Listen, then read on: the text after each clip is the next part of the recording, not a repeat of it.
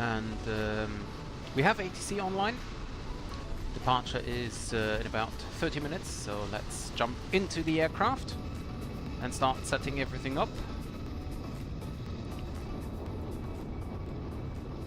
So first of all, turn on the battery, external power, 1 and 2. Catering is already on board, so we can request the refueling services. Straight up.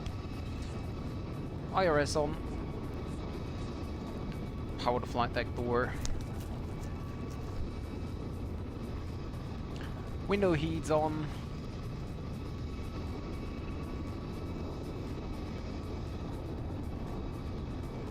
Okay, so this is set. Packs can be set to auto, and the emergency lights are armed as well, I guess. Yes, they are.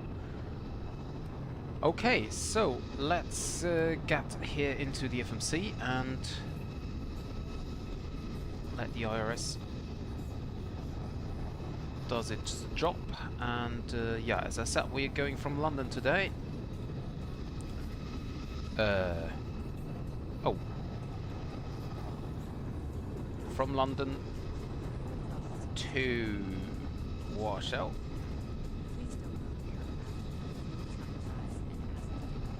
And flight number today is Lot 282. Departure-wise, we have runways 09 active. So we will see what we can expect there.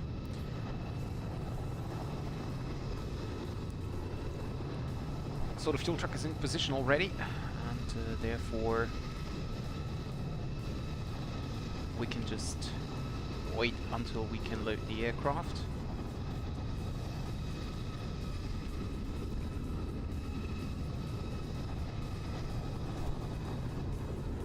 And you know what?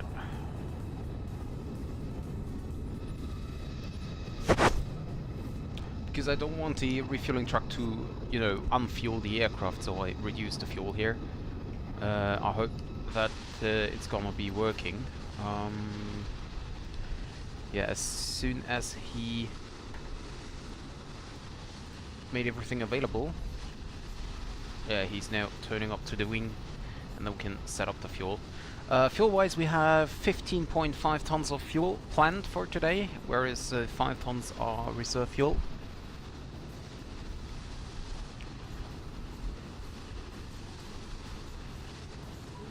Okay. Let's see, 15, what did I say? 15.5, right? So let's see, 15, so 16%. That's basically nothing. Come on. No! I want to just... Oh, really? Oh, come on, this is so fiddly. There we go. Oh, that's a little bit too much, though. Let's see, 15... Let's make it 15.6. 7,800. Come on, 7,800. That's okay. Perfect. Okay, and check the takeoff weight will be 160.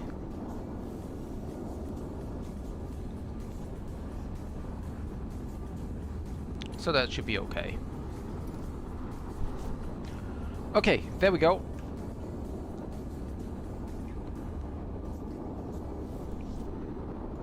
So let's see what we have here. About the ATIS, there should be 8. Yeah, there is ATIS available. So 128075. It is 128075. Oh, 128075. And transfer. Knowledge receipt of information India. And report aircraft type and current QNH on first contact. Yeah, that's normal.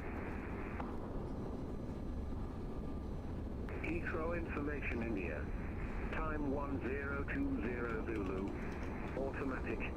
Arrive on runway 09 left, departure runway 09 right, transition level, flight level 70, surface, wind variable 5 knots, visibility 10 kilometers, or more, no cloud detected, temperature +24, dew point +11, QNH 1016. Acknowledge receipt of information India, and report aircraft type and current QNH on first contact with Heathrow. Okay, so runway 09 for the departure. Zero fuel weight is 145.2. 145.2. Invalid entry. Why is it so 0.2?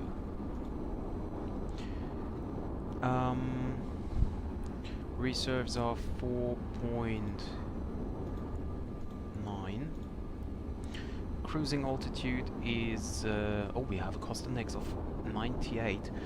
Cruising altitude is 410, where we are fairly light, so that should be no problem. Cost index of 98, and this is set. Okay, so departure. We plan for 09 right. Hard to take off. Well, we could set it for ILS, but there is no real need for it. So Brooklands Park 6 Juliet. Execute that. Oh well, we can set it for the HUD as well, just to be sure. So Brooklands Park is now set, and we're gonna do a Flaps 5 departure. We have assumed temperature, let's see, assumed temperature of 32, and we're gonna do a 82% rate takeoff. Okay, so there is 82.4, 82, can we? I don't know if this is, no it's not, never mind. Because takeoff would be too much with 89, but takeoff 1 with 75 would be too less.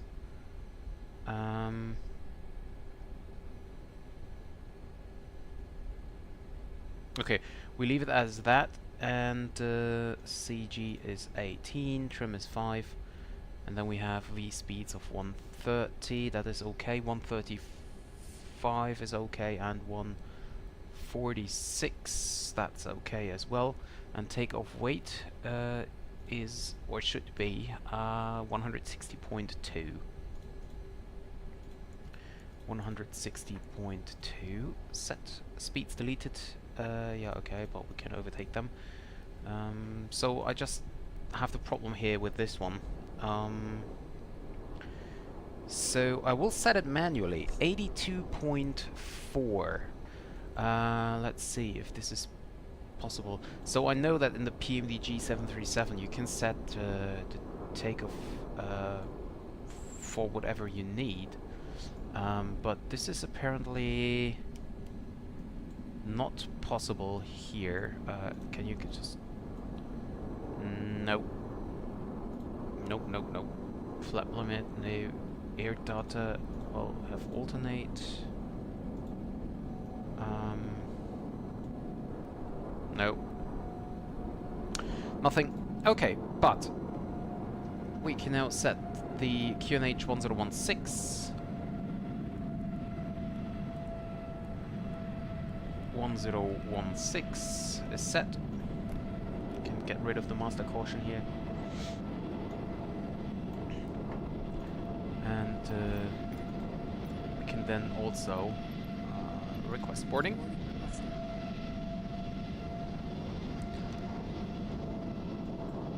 So, and we can continue now with setting up the route. So this is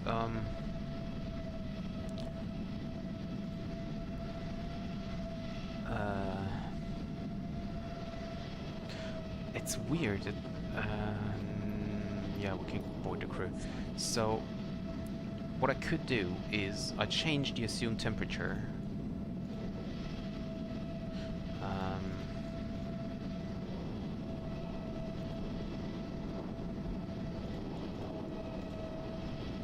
Yeah, I just changed the assumed temperature so that this fits 82.4. Perfect. Perfect. So it's not right because cell temp should be... cell temp. Okay, I can select 47 here as well. Okay. Yep, that's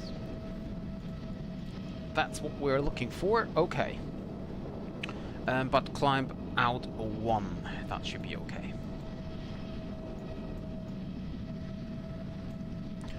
So, speeds deleted. Yeah. Okay. Okay, so Brookman's Park, and we then continue to via Q. Where is it? 295. Q295 to Brain. And then we have Mike 197. No.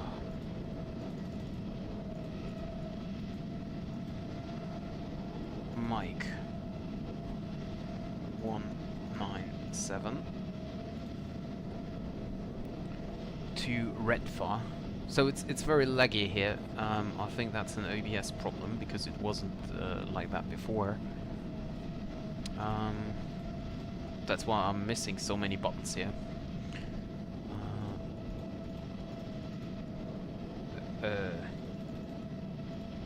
Yeah, that's what I mean.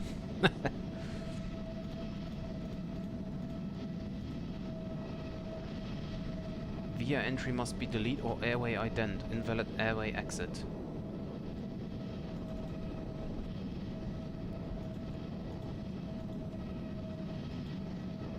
There we go.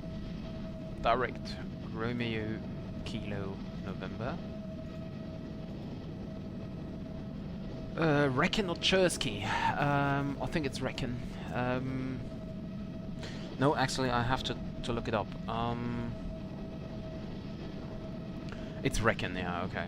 It's Reckon.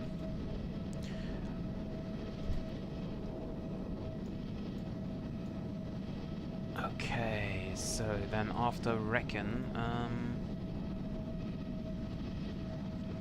Lima 980. Come on. Oh, yep.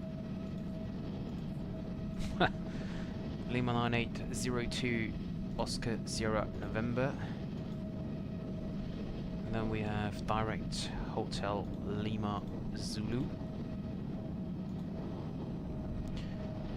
Direct Subix.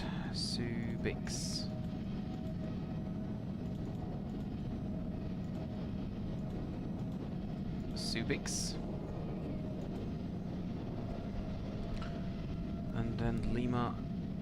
Really? We're going back to Lima 980 again. So this is weird. Why didn't we just stay there?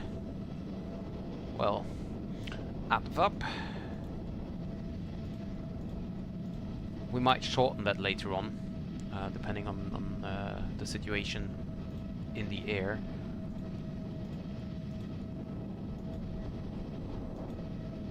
Papa 150, and then we have Bimpa.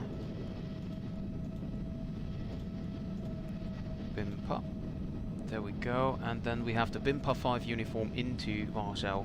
Hi Drini, welcome to the stream. So the route is set up.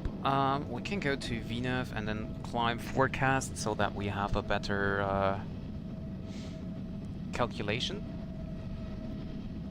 Transition altitude is 70, so it's actually 6,000 feet.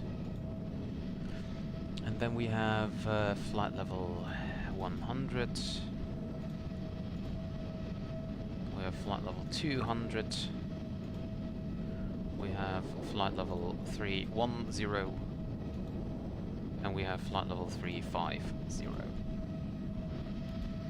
Okay, so for 350, 225 at 11. Oh, that's unfortunate. But, well, maybe next time. 202 at 11. At 11. And then we have 225 at 16. And we have 184 at 17. Okay. 24 degrees, that's okay. Should set it up a little bit colder.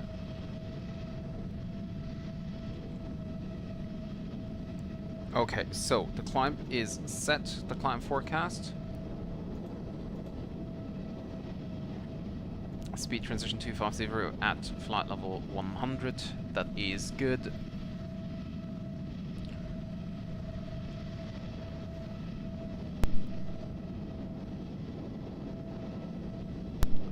So, well, we can actually start the hydraulic pumps.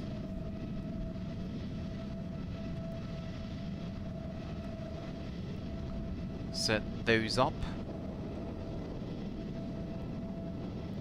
And then we can set the trim to 5.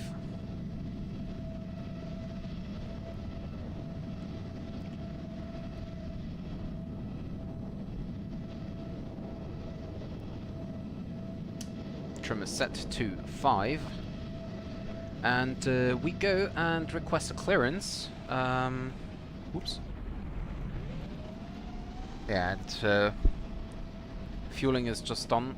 So we're just loading up the final bits of luggage, but that's no problem. So let's, no, actually, you know what? Let's first do the cabin announcements. Good morning. On behalf of Lodge Airlines, Star Alliance and our partner airlines, I welcome you on board. The captain of today's flight is Dariusz Szajkowski. In a moment we are going to start taxiing. Takeoff is going to follow in about 9 minutes.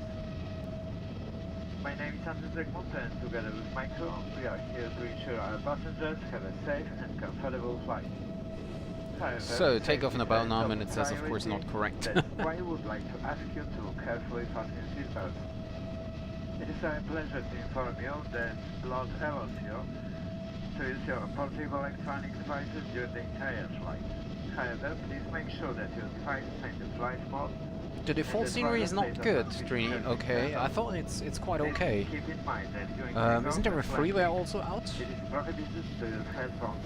Also, laptops and large electronic devices So parking brake, must be unplugged from set, onboard power sources fuel control switches and is secured cut off. in your hand luggage, seat pocket, or the luggage compartment.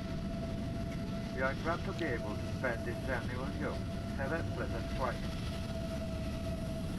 Za chwilę rozpocznie wykołowanie do progu pasa, start samolotu na stop. Nazywam się Andrzej Zygmunt i razem z moją załogą jesteśmy tutaj, aby zapewnić Państwu wygodną i miłą podróż. Przede wszystkim jednak dbamy o bezpieczeństwo lotu, dlatego proszę dokładnie zapiąć pasy bezpieczeństwa. Z przyjemnością informujemy, że lot umożliwia Państwu korzystanie z urządzeń elektronicznych podczas całego rejsu. Prosimy jedynie o upewnienie się, że uruchomione są w trybie samolotowym oraz włączony jest tryb bezprzewodowej transmisji danych. Należy pamiętać, że w czasie startu i lądowania niedozwolone jest korzystanie ze słuchawek, a laptopy i inne większe urządzenia elektroniczne muszą być w tym czasie odłączone od pokładowego źródła zasilania i zabezpieczone w bagażu podręcznym, w kieszeni fotela lub na półce. Miło nam, że możemy z Państwem odbyć tę podróż. Życzymy przyjemnego lotu.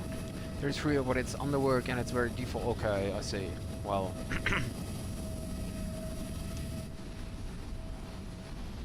There are 2 German wings parked over there.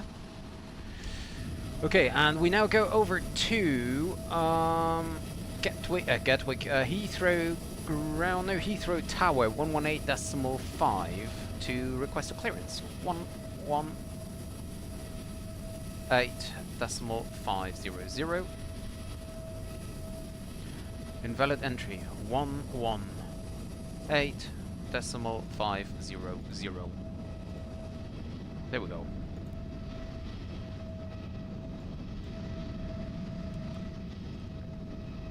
Heathrow ground, a very good afternoon. This is lot 282 at stand 247.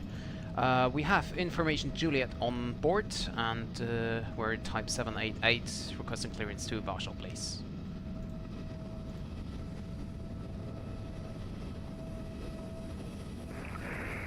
Lot 280, Heathrow Tower, Lady cleared Warsaw, Douglas Park, 6 Juliet departure, score 2215.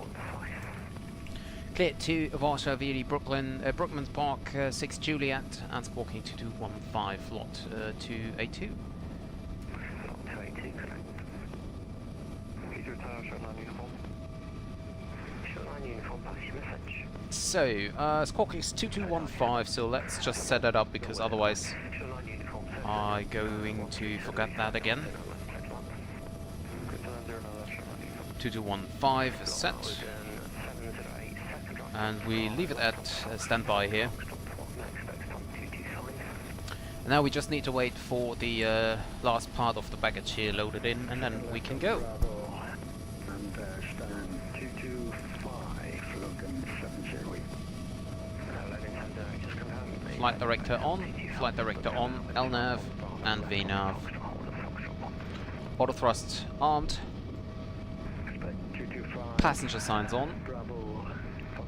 MCP is set, takeoff speeds V1 130, VR 134 and V2 146. CDU pre-flight is complete, we can see that here. Trim is set, 5.0 units set and cross-checked. Taxi and takeoff briefing is completed, and beacon lights is on. Hi Travis!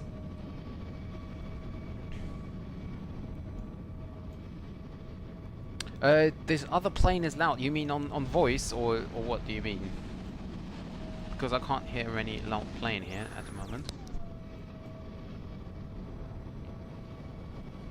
So, before start, checklist is complete, and boarding is now completed. We can start the APU now. Turn on the pumps. Anti-ice can be turned to auto.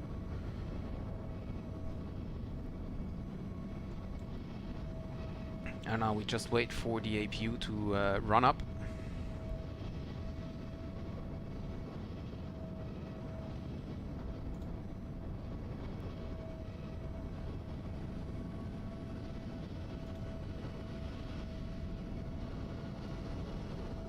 Entry 1 left is still open. Well, of course it is, because we have not yet prepared for the departure, but we can do so. Prepare for pushback and departure, yes. Oh, I know, because the door was open. Haha, that was the problem. The door of the aircraft was open, and therefore the outside sounds were just too much. So APU is running, so external power is turned off, beacon light is on, and we are ready for push and start.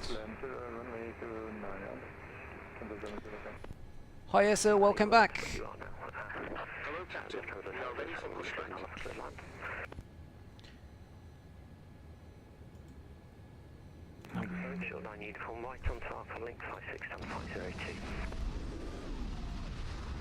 So there's another Eurowings here, 3 Eurowings over there.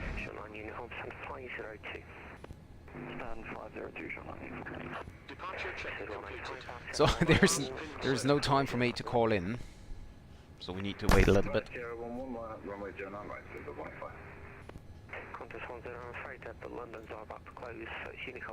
No, London is about to close.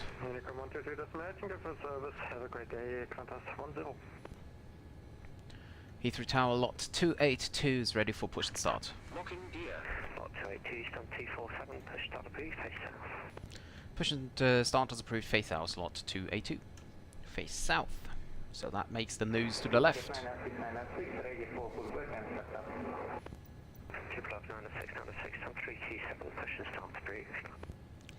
So facing south.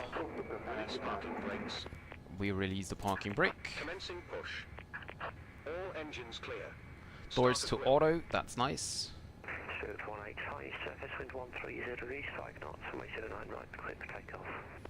So cabin crew doors to auto. Proszę Państwa, przedstawimy teraz Państwu Safety zasady announcement. bezpieczeństwa i wyposażenie awaryjne naszego samolotu. Bagaż podręczny prosimy umieścić w schowkach nad głowami lub pod poprzedzającym fotelem. Proszę zachować ostrożność podczas otwierania półek, gdyż znajdujące się tam przedmioty mogą And we wypaść. can start both engines at the same time. Prosimy o sprawdzenie, czy pasy bezpieczeństwa są prawidłowo zapięte. Prosimy również o zamknięcie stolików i ustawienie oparć foteli w pozycji pionowej. Jeżeli ciśnienie w kabinie gwałtownie spadnie, maski tlenowe wypadną automatycznie nad Państwa głowami. Należy wówczas chwycić najbliższą maskę, pociągnąć do siebie, zakryć nią usta i nos. Pasażerowie podróżujący z dziećmi zakładają maskę I love this najpierw airplane. sobie, a następnie dziecku. Kamizelka ratunkowa umieszczona jest w kieszeni pod fotelem.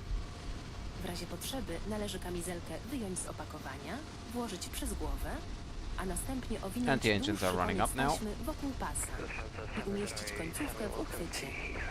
Zacisnąć taśmę tak, aby kamizelka przylegała do ciała.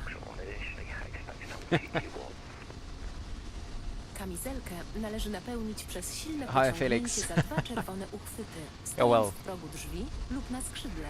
Po I'm not a opuszczeniu student anymore, so samolotu I'm przez used to okno. get up early. Jeśli kamizelka nie napełni się prawidłowo, należy ją dopełnić, wdmuchując powietrze przez gumowe zawory. Samolot wyposażony jest w wyjścia awaryjne przez drzwi w przedniej i tylnej części samolotu oraz przez okna w Okay, so środkowej this is części set. kabiny. Proszę zapamiętać Anti-ice lokalizację is on auto. i zwrócić uwagę, że najbliższe wyjście Recall może is znajdować się checked. za Państwa Auto brake. plecami. RTO flight Wszystkie wyjścia controls. wyposażone są w Check that. nadmuchiwane trapy. Full up, full Trapy down. przy drzwiach mogą left, być right, odczepione and i rudder, służyć full jako right, tratwy full left. ratunkowe. Flight controls W checked. sytuacji Ground equipment awaryjnej is clear. system oświetlenia APU podłogi is pozwoli odnaleźć drogę off. do wyjścia. Prosimy również zapoznać się z instrukcją bezpieczeństwa, która znajduje się w kieszeni fotela. Informujemy, że na pokładzie samolotu obowiązuje bezwzględny zakaz palenia, a w toaletach zainstalowane są czujniki reagujące na dym. So there is no other Podczas ATC, całego so lotu we're going over to obowiązuje Unicom. zakaz używania telefonów komórkowych, które mogą zakłócać pracę komputerów pokładowych. Inne przenośne urządzenia elektroniczne muszą być wyłączone zawsze, gdy włączona jest sygnalizacja "Zapiąć pasy". Left is clear. Right is clear. Dziękujemy za uwagę. Życzymy Państwu miłego lotu. Okay, actually, rhythm is severely. Oh, yeah, it's not working Monday at 6, so I need to. Yeah, you should get used to it. Just to stay up early then. So, we can turn on terrific, but we will not yet turn on terrain radar nor weather radar. Okay, so left side is clear, right side is clear, and we can start the taxi. Well, actually, we don't need a clock here. By the way, the 787 has an automatic clock here, starting once the gear leaves the ground. So, park brake release, and start taxiing.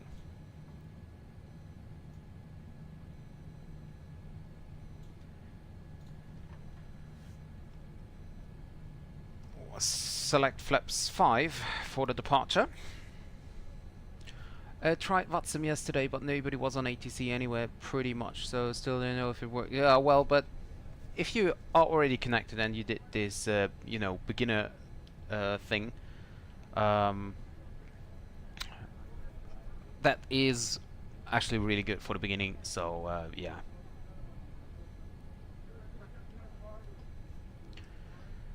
Oh, and we maybe should announce our intentions here on Unicom. Heathrow traffic, lot 282 is taxiing to runway 09 our right via Lima and Alpha. Heathrow traffic.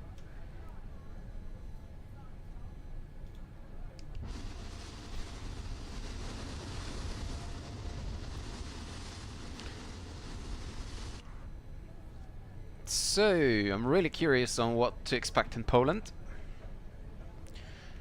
Head tracking, it's really laggy. The scenery together with the OBS is quite laggy.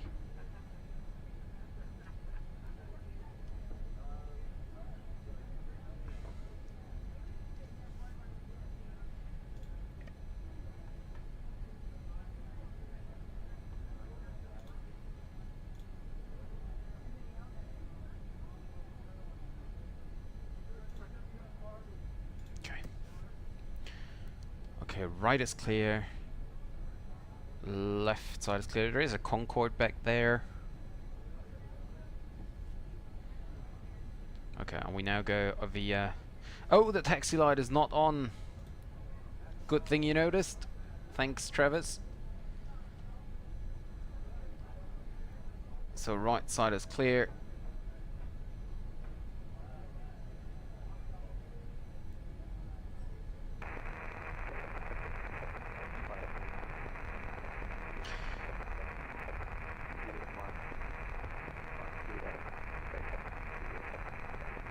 So whatever he's saying, no one is understanding, or at least I'm not.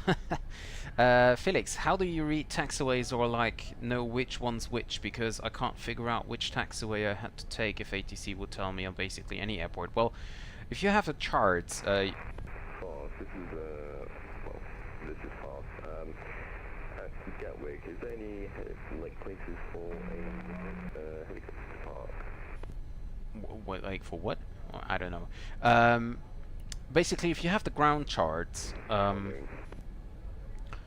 then there are like letters on the chart, like from A to Z, and whatever the controller tells you, you just take the taxiway's letter. Like currently, we are on Alpha, and we can see here link 3 would be to the right, so this one would be link 3 here. But of course we just continue taxiing via the Alpha to the runway 9 right, which is over here. So nothing really specific there. Gatwick traffic, Speedbird 1480 lining up, runway 8 right, Gatwick. Yeah, basically you can see link 32 here on the left side, link 32, which is this one then, link 32, and the black one, like the letter A here, this one, and it's black, so that means you are currently on taxiway Alpha. So the taxiway you are on is always like with a black background.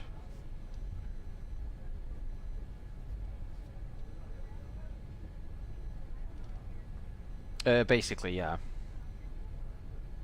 And on the charts, it's basically the same. Let me see if like here.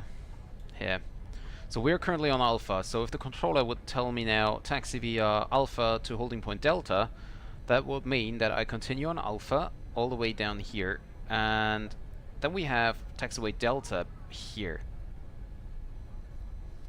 Of course it's going into this direction as well, but as we want to go to runway 09 right, which is this one, and he said holding point, that means, oh by the way, there is a Lufthansa 747. Oops, and so yeah, so that means if he says holding point Delta, then we just take this holding point here and we park here. So if we would now go to runway 09 left, which is the runway up here, then the controller says something like taxi holding point Alpha 13 via runway 09 left via Echo and Alpha, and that means I would taxi up Echo, taxi the Alpha, and then Alpha 13 holding point is over here. That's what we would basically do.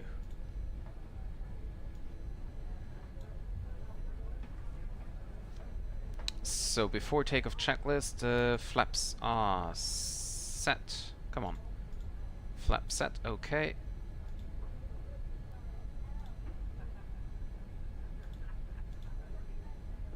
Okay, checklist is gone.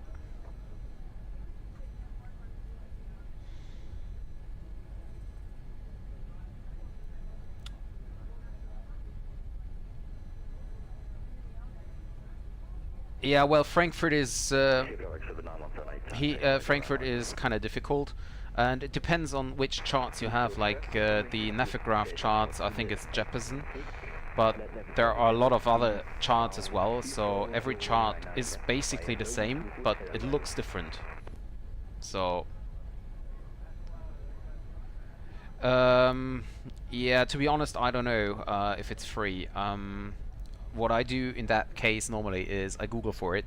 A lot of websites like VATSIM for the specific division, like VATSIM Germany, VATSIM UK, whatever, they have charts on their website normally.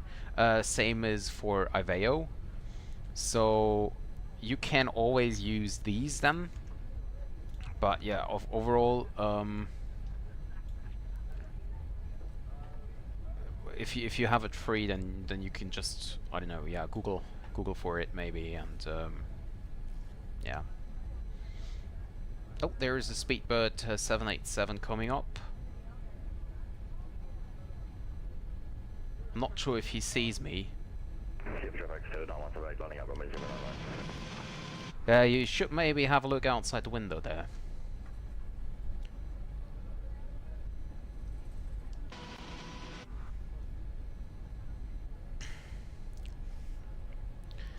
So, we are now here on the holding point. Lot 282 is holding short, runway 09 right, and we're giving way to the Speedbird 787 there.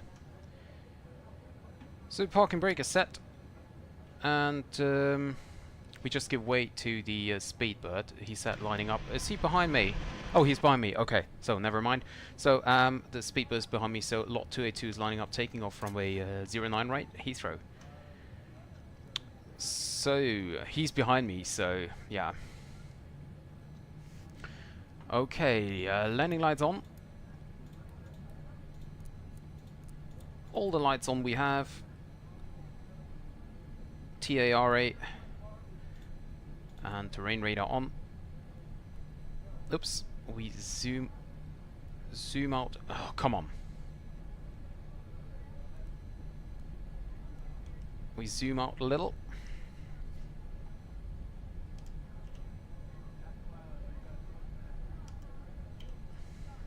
Okay.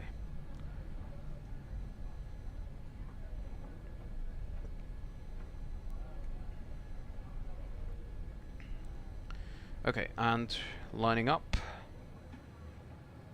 LNAV, VNAV is pressed. Trim is set to 5, flaps 5 green. Okay. Giving like 20% or so, and then take a thrust. Take a thrust is set. Swiss data for Juliet is requesting, is there any traffic on approach runway 09 left for straight in landing? Hey? There are, I don't know, are there, how many Speedbirds are there? Oh, there are 2.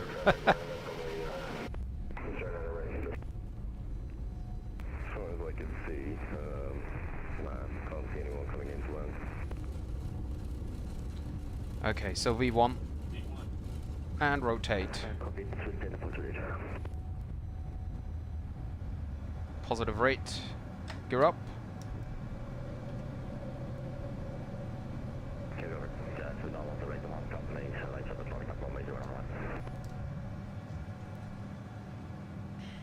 And we can use the HUD here as well.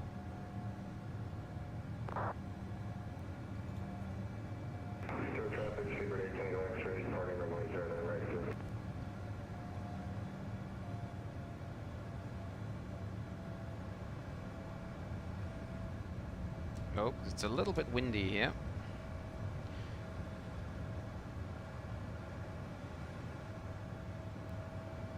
And we keep chasing this little dot here. There we go.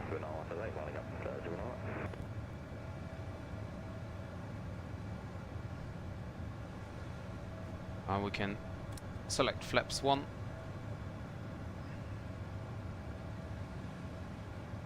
And flaps up. Autopilot on.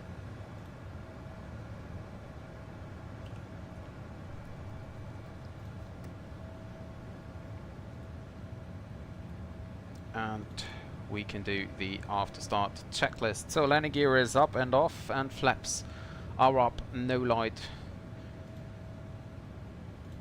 So we have the after takeoff checklist completed, and we are now climbing out with 4,000 feet a minute.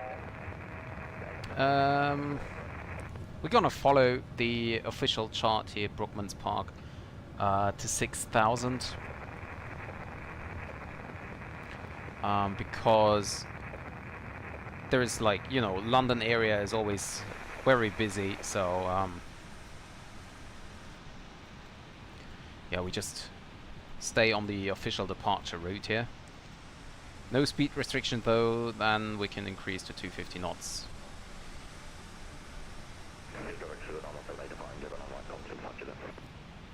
Yeah, and here we're now overflying London. We can, well, we stay on local pressure.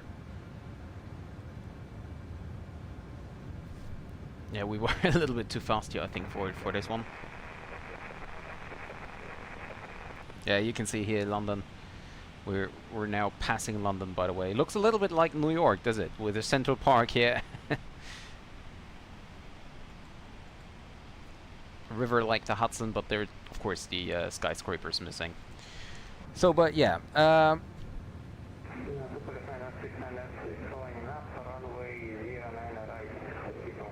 Yeah, we can see we have some traffic around here, someone as well. If we have a look outside the window, well, no, I can't see him. So, let's see. I tried to use this for like ChartFox, but it's messy. Yeah, ChartFox is, I don't know which charts they are using.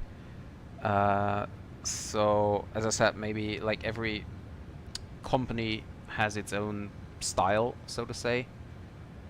And yeah. Okay, so and now you sit back and relax. Exactly, that's what we're gonna do. And we're still at 6,000 feet until we pass Brookman. So no, station was not what I wanted to see here. Data. Okay, it's too much though. But we can see flight level 600, and once we pass that, we can climb up to a flight level 410. 410. Actually, what happens if I push the button right now? Normally the aircraft should maintain 6. No, he's climbing. No, he's maintaining. Okay, perfect. He's maintaining flight level 60, which is due to the restriction here.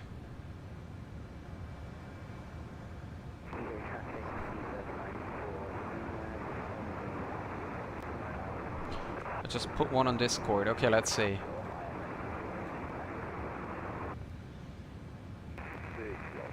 This is a clothing thing I can find to a chart for Frankfurt taxi stuff, but it's unreadable. Yeah, well, the resolution is kind of bad. That's true. That is true. It is a normal chart, so it looks like this, but yeah, you just need to find one with a higher resolution there. I'm not having fun at all learning from ATR. The CRJ was way easier. Yeah, the ATR is kind of difficult, but it's in the end it's worth it. To be honest, I forgot how to fly it as well, so I haven't flown it for a long time, and I think I would have problems with that as well. So we should see the aircraft now climbing. Or maybe I have to push the button again, because I have flight level 410 magenta. We have passed Brookman's Park. Yeah, but the aircraft is not climbing, so I have to push it again. Let's see. Yeah, okay, engine's spooling up now. Yep, and now we're climbing. Okay, we can then select standard pressure as we are above flight level or above 6,000. Press the button for standard. Yeah, wow, 6,000 feet. Okay, calm, stay calm. Yeah, so this is kind of unrealistic, I think, with climb rates of like 6,000. So this is a little bit more realistic here is 3,600. Also still very fast, but a lot better than before with a 6,000 there. So yeah, 4.5. I think it's too much. I don't know, but I know that the 787 is also descending with like 5,000 or 6,000 feet a minute, and this is definitely way too much. So flight level 100, so we can turn off the landing lights. Taxi light stays on because it is turned off automatically by the 787. Yeah, and we're now reducing the climb rate to more human rate, and we are increasing the speed now to 298 knots.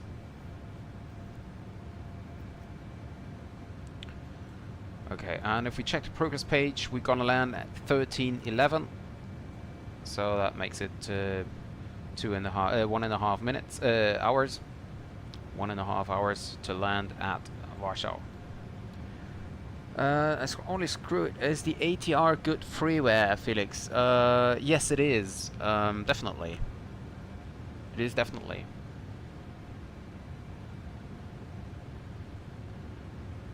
No, wait a second. Is the ATR freeware? I think the ATR costs you 10 bucks, I think. If I'm not mistaken. But it's definitely worth it. Definitely.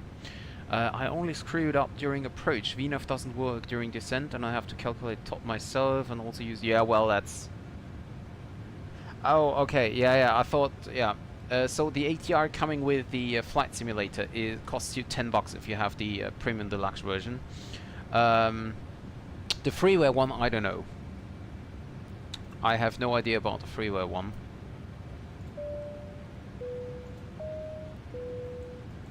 Panie I panowie, kapitan wyłączył sygnalizację zapiąć pasy. So... Państwa odpiąć pasy bezpieczeństwa.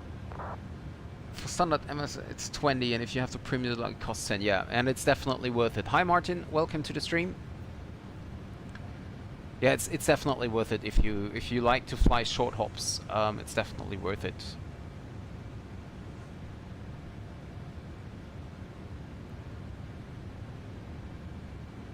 Yeah, it's coming. It came with the Sim Update 12 or what it was.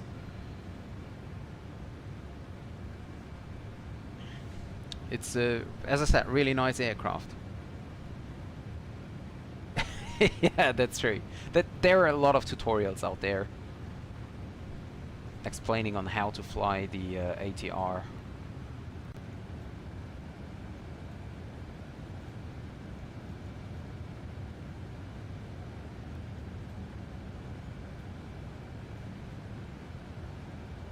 By the way, we just passed Stansted on the left. No, on the left. Back there is Stansted Airport.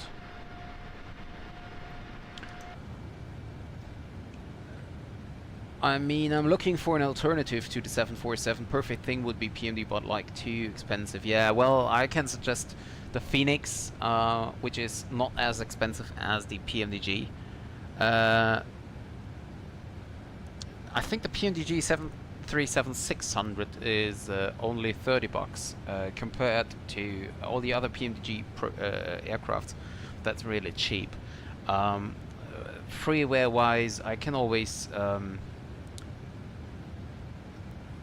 suggest the fly-by-wire A320, which is an amazing aircraft for freeware. Yeah, all the other freeware aircrafts. Well, there are a lot of updates on flights MTO, so you can always fly the the business jets in the standard flight simulator. And yeah. Oh, okay. Well, I don't know, because I had the 737-700 before,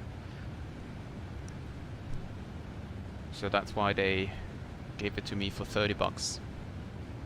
Yeah, of course, Trini, you have to watch the videos, but as I said, it's definitely worth it if you really want to like fly the ATR. Actually, I'm watching videos about that for every aircraft I want to fly, no matter if it's the Mad Dog in the beginning or the ATR, the CRJ, whatever.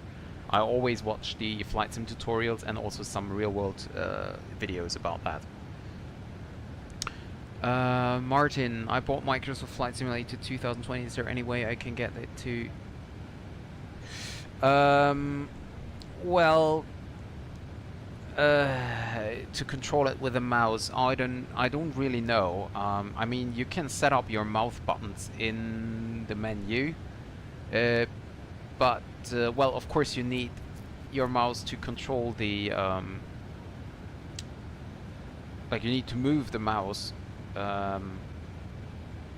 to select the autopilot stuff and so on. So I don't think it's gonna be possible to control it with a mouse.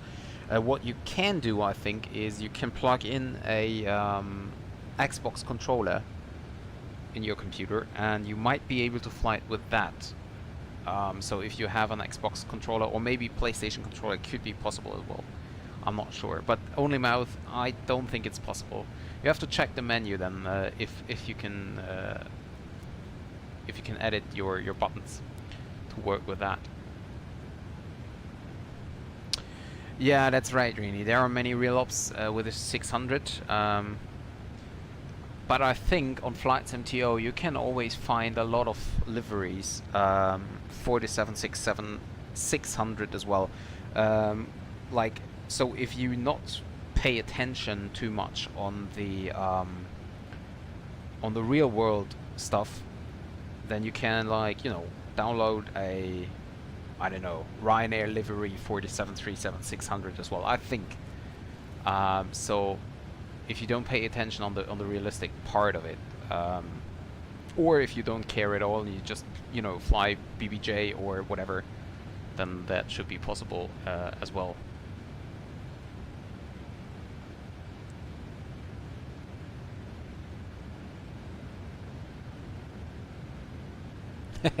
Yeah, Felix, no problem. I was just wondering, I think there is no real-world flight for between those cities in a 747, so you could have, of course, downloaded the retro Scandinavian one, but this wouldn't be a 747-800 livery, right? So, yeah, I was just wondering. I mean, no problem for me. But you could have maybe done it with a cargo operations. So like a UPS or something. That will also be a possibility. I actually use my Thrustmaster controller for the drone camera, and it works perfect, so that would work also for flying. Yeah, exactly, yeah.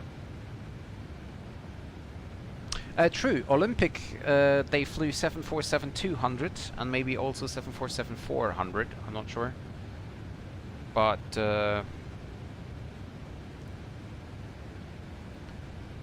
that will be a possibility. Yeah, no problem. It's, as I said, I was just wondering. Maybe there was a, you know, specific reason or a special flight or whatever. So that's why I was asking.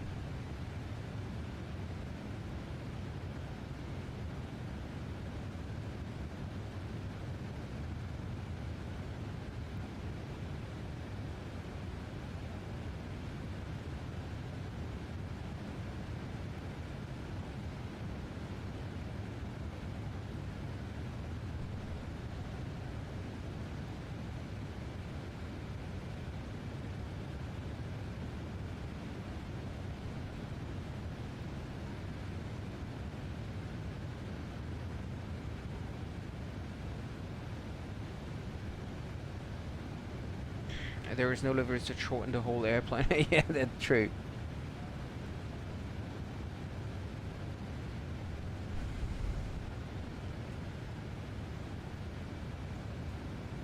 So Amsterdam is online. Amsterdam radar. And then we have some weather clouds and stuff over Germany, but no ATC anymore. So next ATC will be then Amsterdam on 12575. Let's see, 12575. And I should be contacting Amsterdam once I cross Redfar, which is over here. So in about 3 minutes.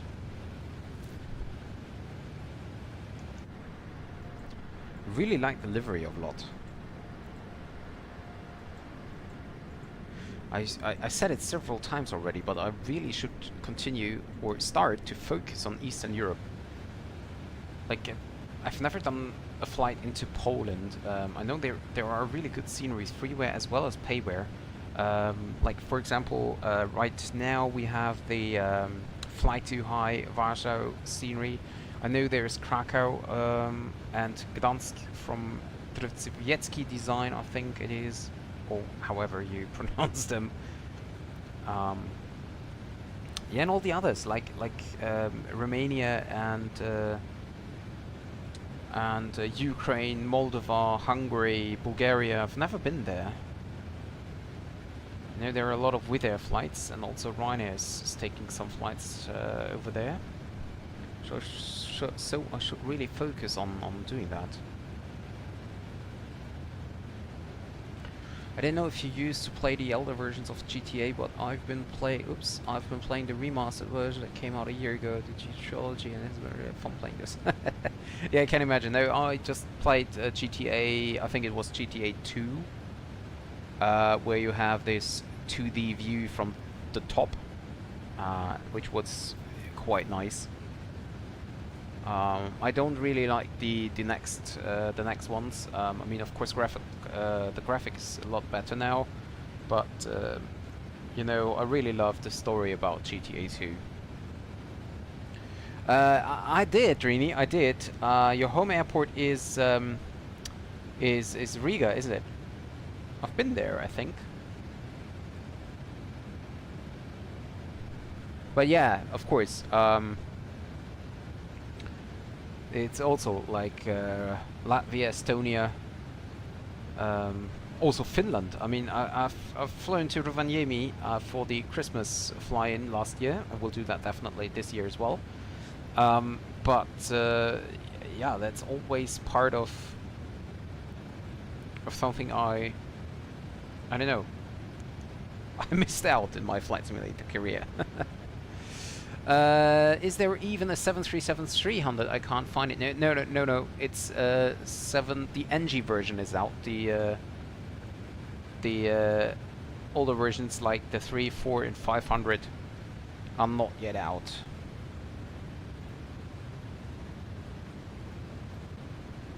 So, and we should now go to Amsterdam.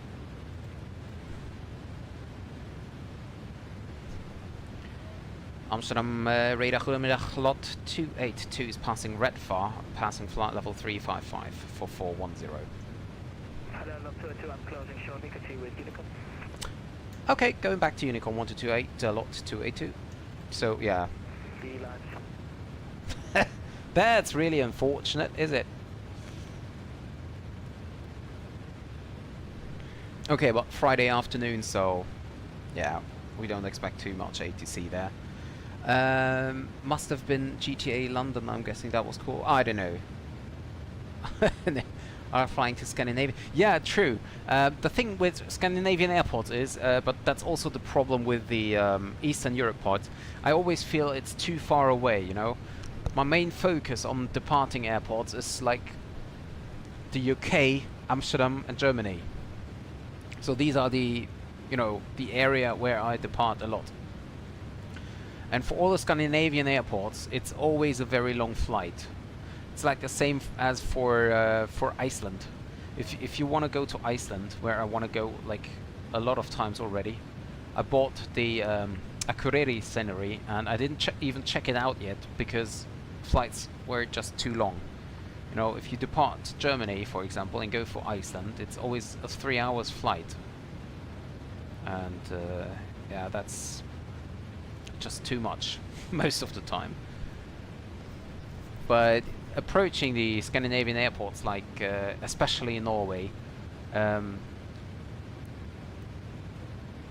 always very scenic and very nice, like Tromsø and Bodo and Trondheim, stuff like that. That's really, really great all the time, but yeah. Can't wait for the 757 to get off, or prepared some routes in my mind. Yeah, the 757 I'm really looking forward to that as well.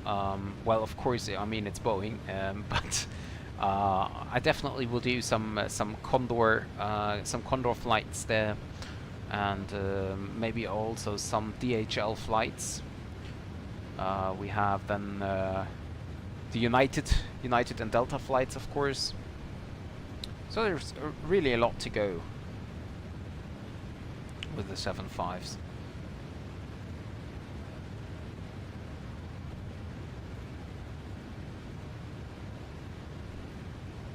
So we could now see what we have for the arrival.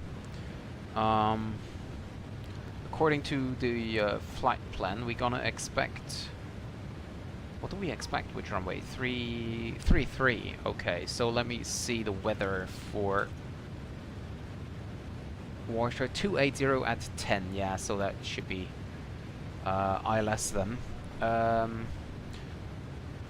Let's see. We have for ILS we have Zulu, Yankee, and X-ray. And again, as it is usually, I have no idea which one best to fly. So I think we're gonna go via Yankee, ILS Yankee 33. We're gonna fly the BIMPA 5 uniform. BIMPA 5 uniform.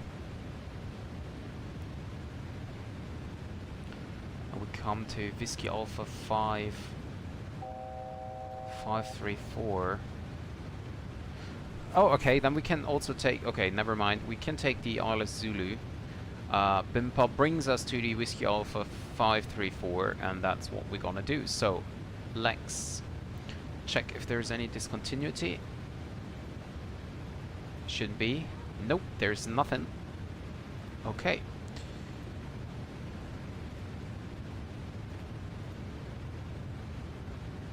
(250) below 10.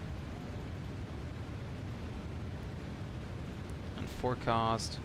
Yeah, for the descent forecast. Let's see. Transition altitude should be flight level 7.5. Yeah, okay. 075. Okay, and then 350. 310. 200 and 100. So, well, I want to do like 2-hour flights and less, but yeah, true. Yeah, right. TUI and Jet2, also two airlines flying the 7.5.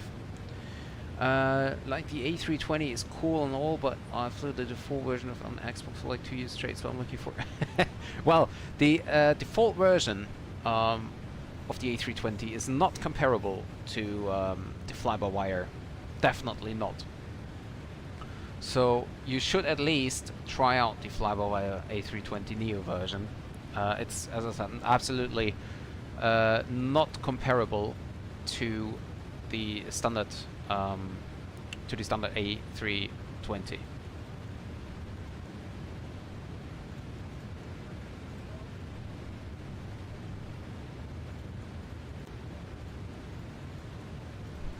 Where did you download lot livery? If I downloaded it on FlightSim.to.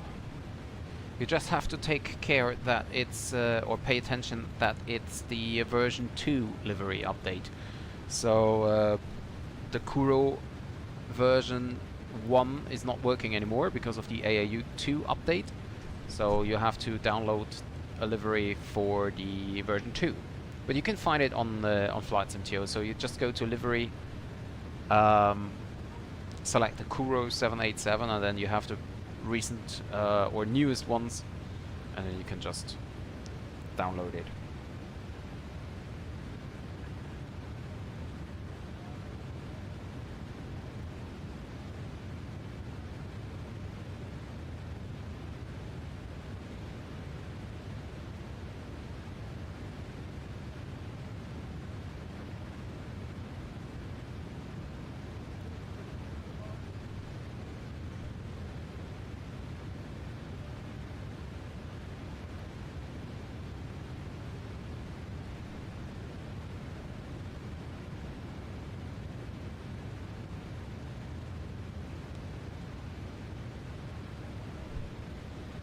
Yeah, no problem.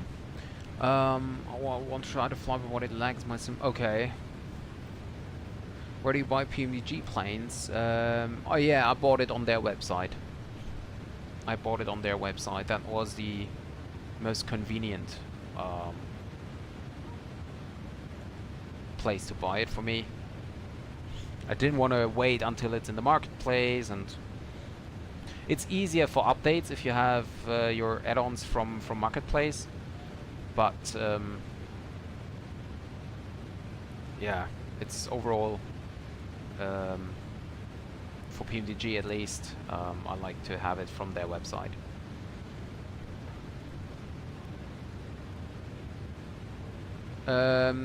For if you download it from their website, it's an you have an installer, and then you install it. It's an automatic setup, and it installs you the aircraft in your community folder, and yeah, that's it.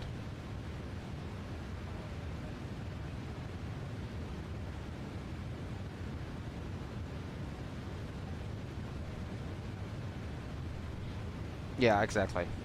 Not as good looking as a Unicom radar. Landing to flight level 340. Unicom radar. Not bad. Yeah, and we're now coming over the coast of the Netherlands, and as I said during my last flight with Air Europa, it's, you know, if you have a look here, it's just beautiful.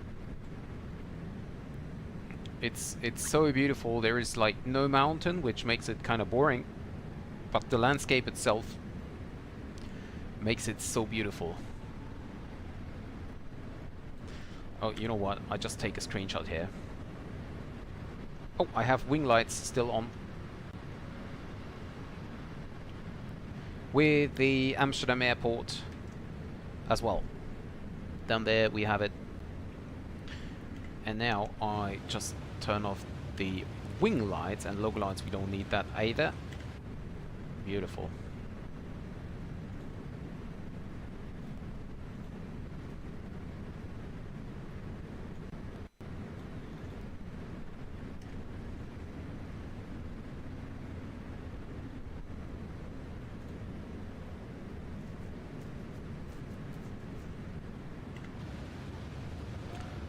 So, because by the way, you were right, the 600 is only 35, so I may return a game and buy that instead. Yeah, so you just have to pay attention, like, as we said before, there are not many airlines flying the 737-600 in real life, so if you really want to do real-world flights with the correct airline and stuff, then the 600 might not be the correct version for you, but if you don't care about that, then it's definitely worth buying it. Well, only 50 bucks. I'm playing on VATSIM, Martin. I'm online on the VATSIM network.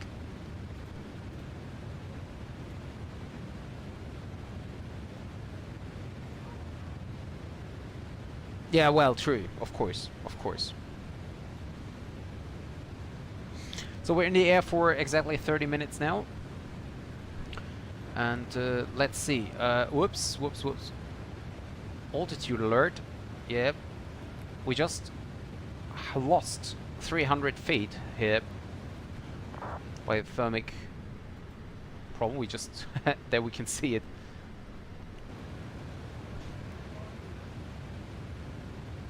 Yeah, but we're climbing back up now.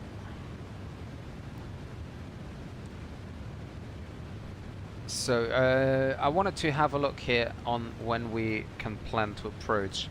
13:25 now with the approach planned in. 13:25. So that makes it 1 hour and 25 minutes. How does it work with that only see VATSIM planes when flying on VATSIM, because I didn't change the server in-game? No, it's the VATSIM network is a server for itself, so you can only see VATSIM planes there.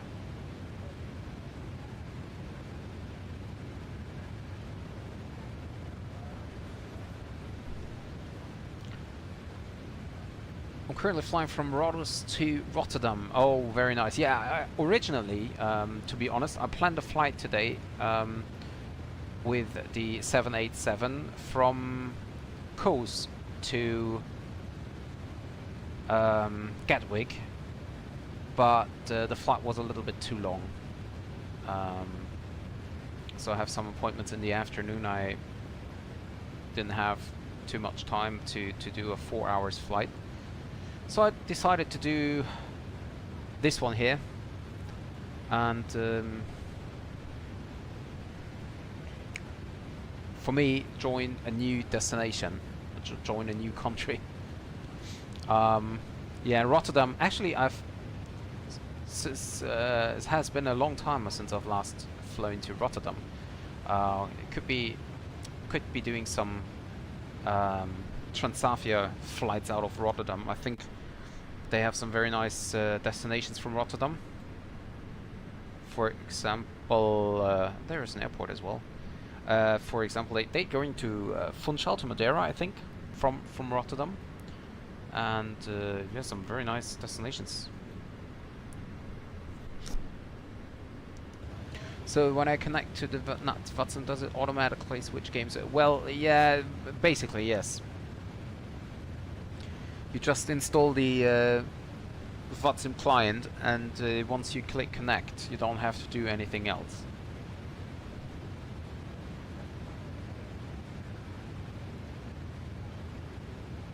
That's basically all you need to do.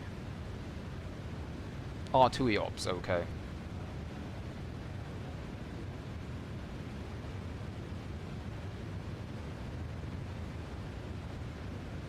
Yeah, I had a look on Rotterdam as well and looked for some flights, but as it is usually for me, I'm looking on where to do which flight, and I can't decide to go to which destination. And then, yeah, time's over and I have no more time, so yeah.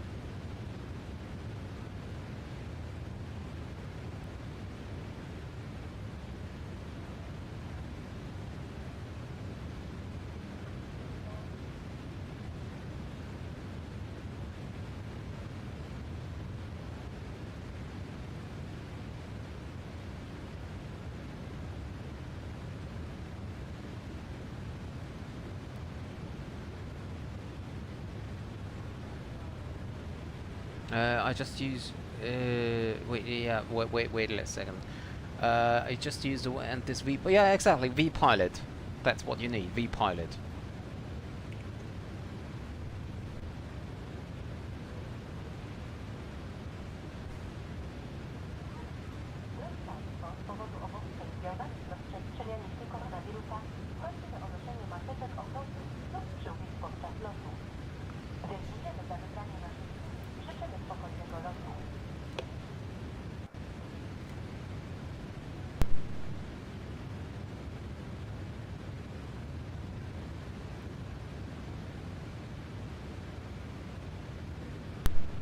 So Frederick, hey, welcome to the stream.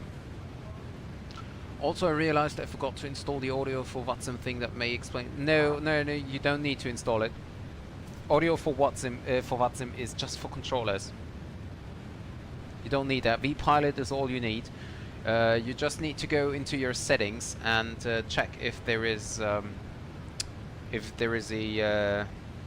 your sound source available and select it. That's all you need to do, nothing more.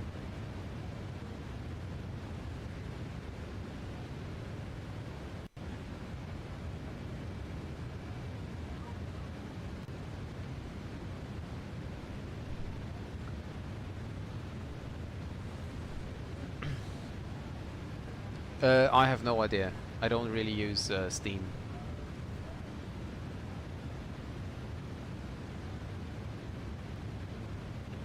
So we only have 1 hour and 6 minutes left for a straight flight to Warsaw, but we have to fly around the airport basically. So that makes it a little bit longer.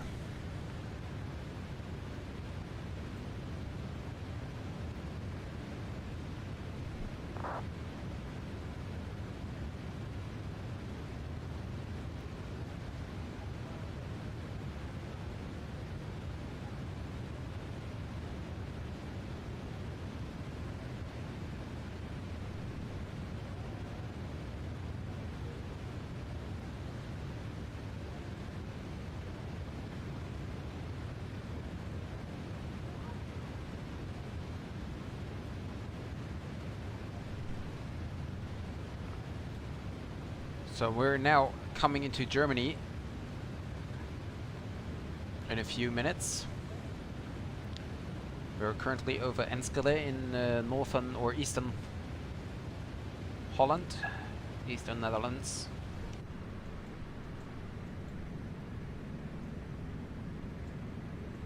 Actually, it's really nice livery here.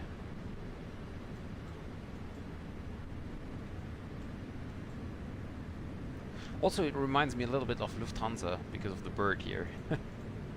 Or Condor, maybe. Maybe even more Condor, although the color is, of course, more Lufthansa than it is Condor, right?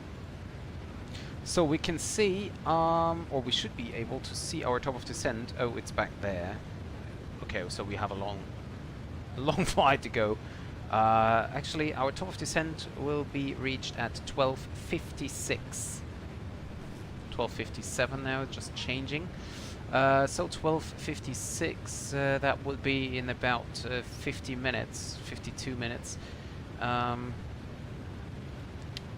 what I'm gonna do is I check runway 33.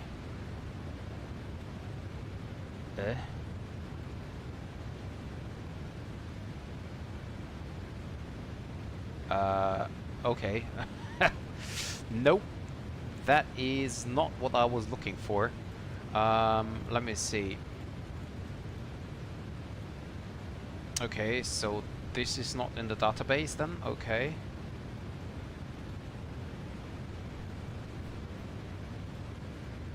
Let's see. Nope. That's interesting. Because if I just use runway 33, what I can do normally, I have something here in the southern hemisphere and something in northern. Northern is this one here. This is obviously not correct. Okay, so in that case,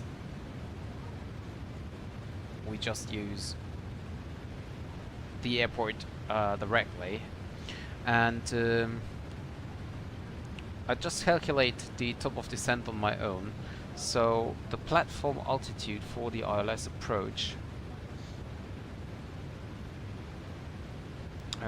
Platform altitude is 3,000 feet, so we need to descend 38,000 feet. That makes it times 80, 90, 100, 110, 114 miles. So we need to start our descent about 114 miles around the airport, and then we select 10 and 5. We just do it like the Ryanair, so we have all the information necessary available. And then we can see this is the 114 miles range ring here, and our top of descent is here, so it's almost the same. And that verifies that our calculated top of descent is actually quite reasonable.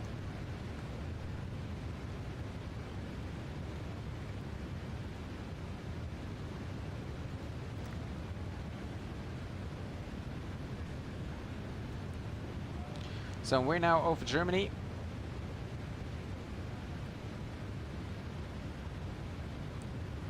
And we will... Actually, on the map, I can see there is bad weather on the right side. Can we see that here? No, we can't.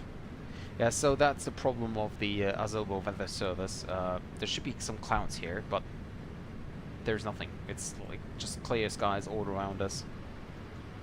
So, yeah. Maybe, let me see something here.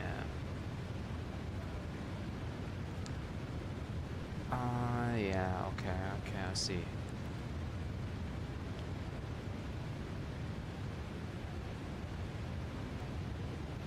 Okay, whatever.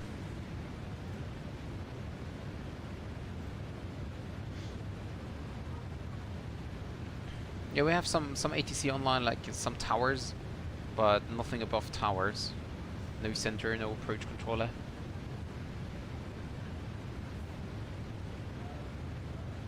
We can check the fuel actually.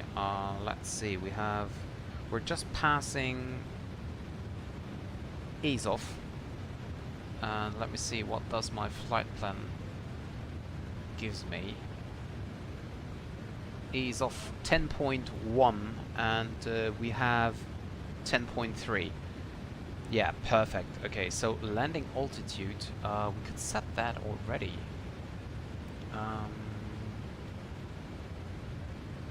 Airport elevation is 360.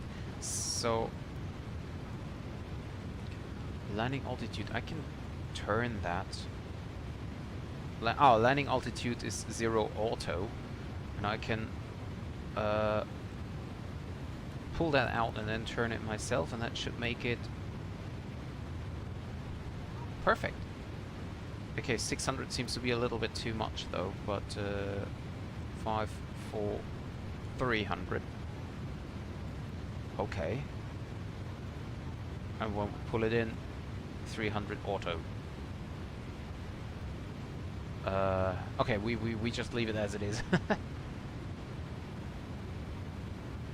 Okay, well Felix, you should maybe, I mean, it is really a nice aircraft, but you should maybe check out some YouTube videos of the 737-600 if you really want to do that. I mean, quality-wise, it's the same as the 737-700 and 800, so you will have the same quality, but as I said, be aware that there are not many real-world airlines flying that.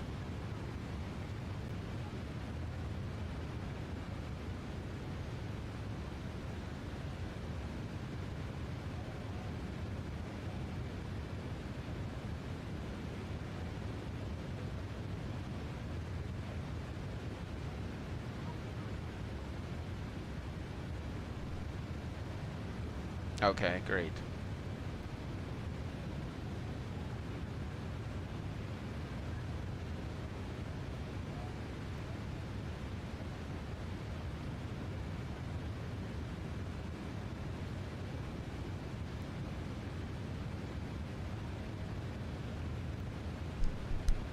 So I feel that the turns the 787 does is most of the time a little bit too much. Sometimes it's really weird.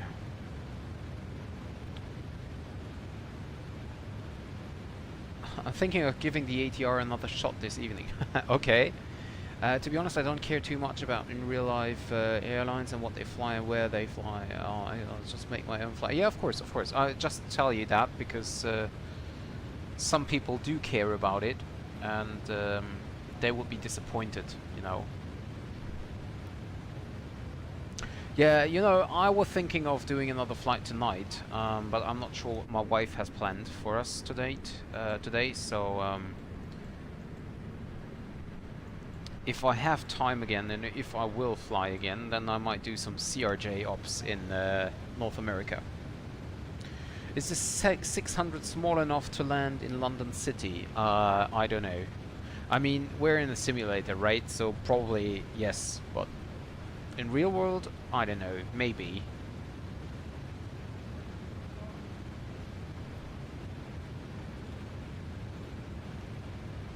I mean, basically in the simulator you can do whatever you want, so...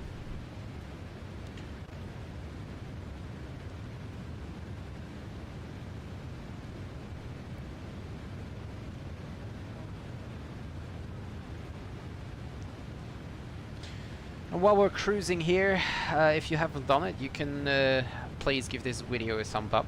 That would help a lot to rank this video a little bit higher here. And there's nothing more to do right now except waiting for the top of descent, so if you feel bored, just press the thumbs up button. I mean, because the aircraft size is actually something I look at. Okay, well, I have no idea. Maybe you should check Google for that. I can not tell you if this is possible. As I said, in the simulator you will be able to land the 767 in city, I think. Should be possible. I mean, in the end it's a simulator, right? But yeah, for real world and valid information, you should really go and check out Google for that.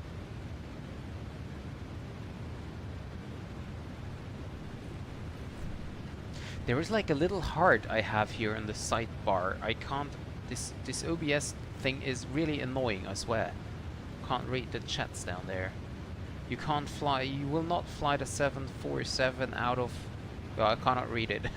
You have to send something else. So it moves up a little, and then I can.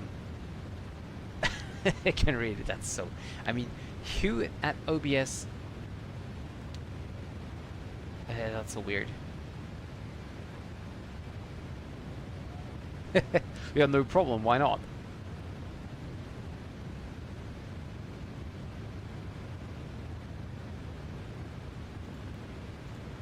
I mean, I'm here for questions, right? You don't fly the 747 out of Bodo. Okay, I got it now. Yeah, I don't know why this is so weird here. This little emoji thing is so, like, I can... Nope. How can I go back? Hello? Ah! Okay, wait a second. I just closed my chat window. Oh, okay, I'm back. Oh, and the emoji is gone. Perfect. Okay, great.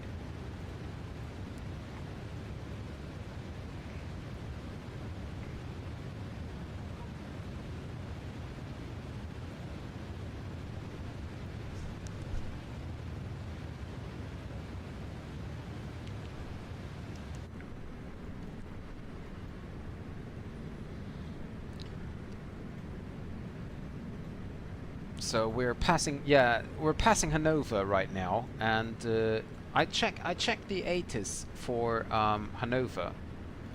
Let me see.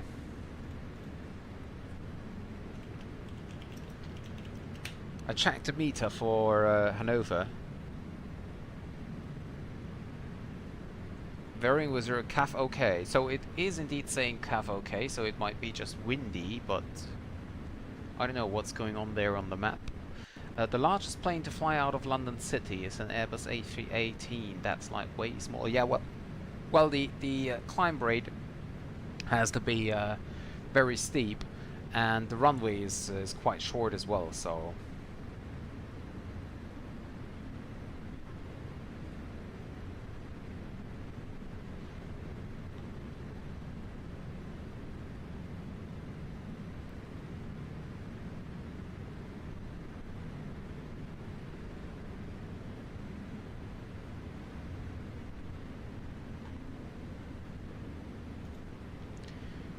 Well, yeah, at least it looks normal here.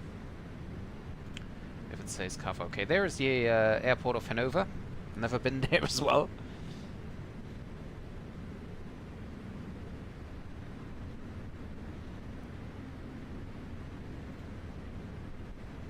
And we are basically halfway through the flight.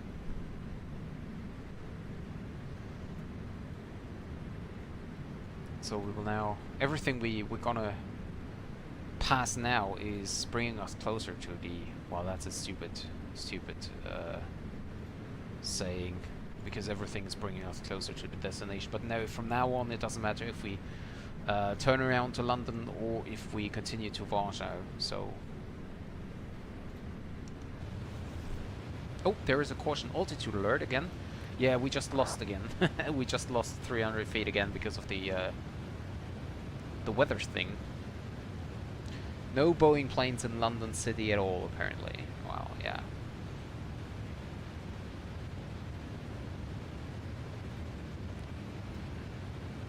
I mean, you can still try it to land it in the city. I think it should be possible. If the Airbus A318 can do it, then I think the 737-600 should be able to do it as well.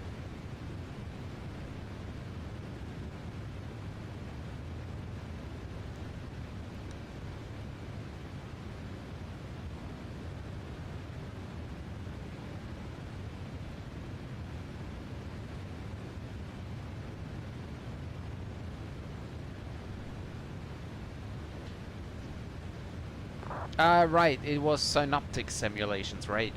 There is no release date yet. They are working on it. I don't know if they will release it within 2023.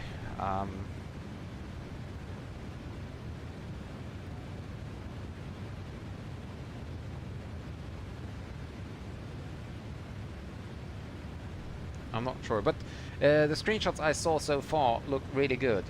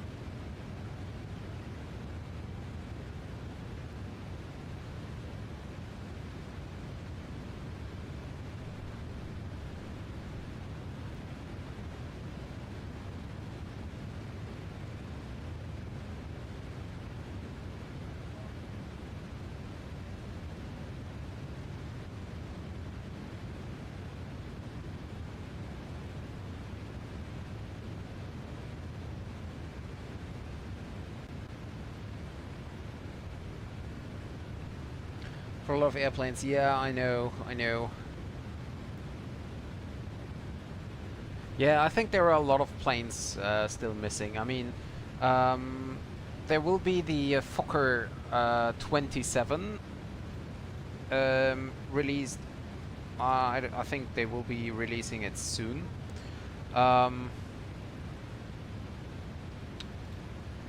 And there are a lot of other airplanes, like for example the ATR, which are definitely nice, but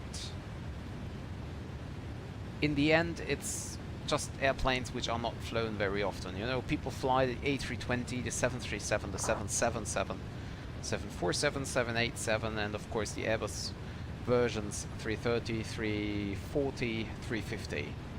And I think that there are just like too many developers developing the like old aircrafts, like the Just Flight BAE 146 is also very, very nice, but yeah, people just don't fly it.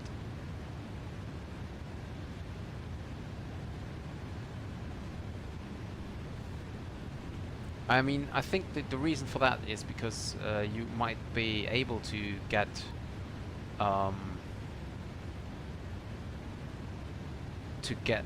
information about the other aircrafts. Like, you know, the older they are, the easier you get information, unless they are off the market. So that might be a reason for them to develop that. But yeah. I have a 777 from Captain Sim, but I got it from Marketplace, and is there a way I can like put a mod onto it? No, I don't think you can do. There were the mods for PC versions, but I think that this mod is not working as well anymore, and Yeah, the Captain Zim is just a scam. It's just it has a nice model, but that's just a scam. Unfortunately, I was really looking forward to buy a good 777 before PMDG is taking out their 777, but yeah, the Captain Zim is just a scam, unfortunately.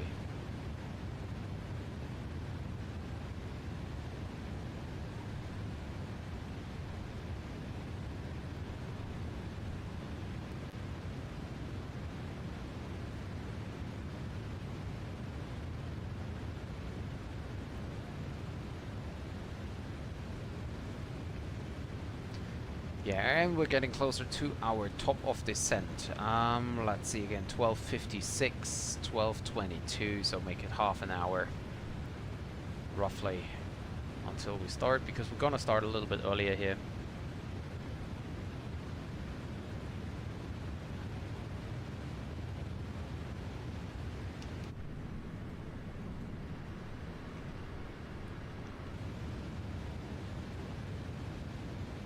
Yeah. Right. Yep. Exactly.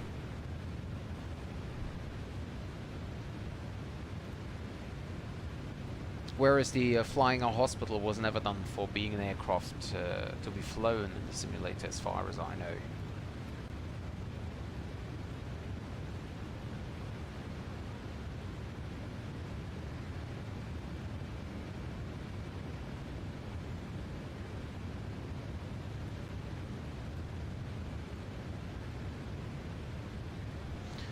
Actually, I could take a screenshot here as well from the... Oh, I don't know why the drone camera is always doing weird stuff.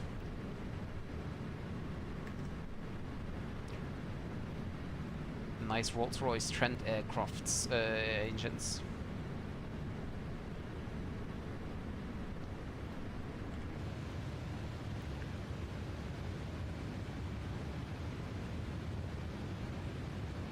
Yep. Yeah, the 787 is really nice, but you need the premium deluxe version for it. But it is really nice. It looks good. It flies quite okay. I mean, there is, you know, there is space for updates, especially the problem with the descent and climb rate of like 5,000 feet. But overall, it's really nice, and it feels also really good.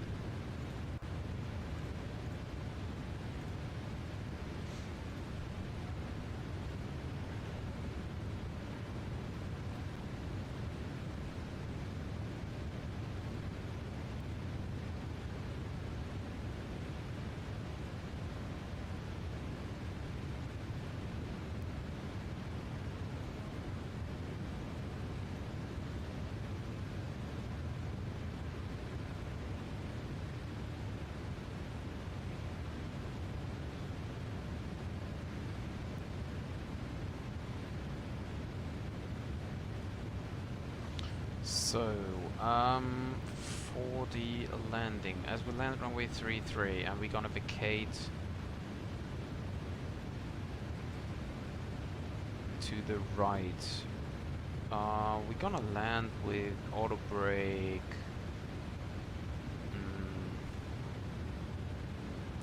I think auto brake 1 would be enough. Yeah, we can select auto brake 1.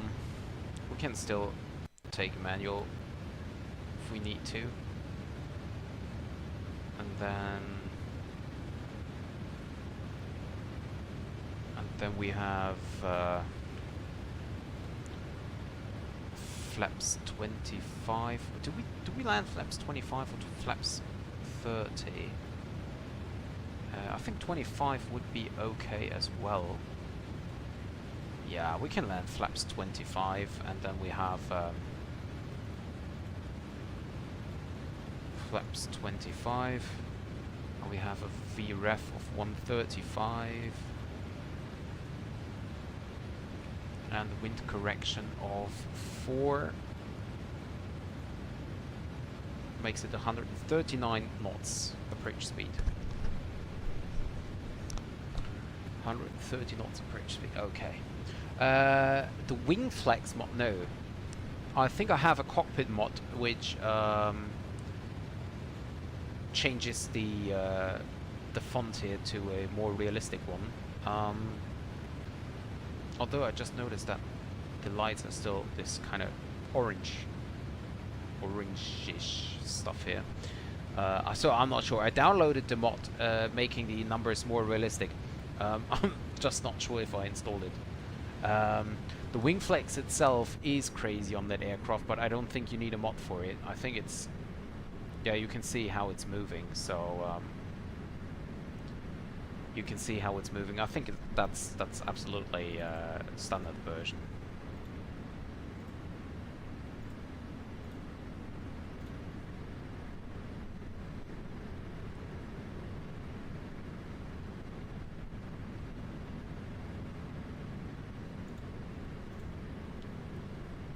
Yeah.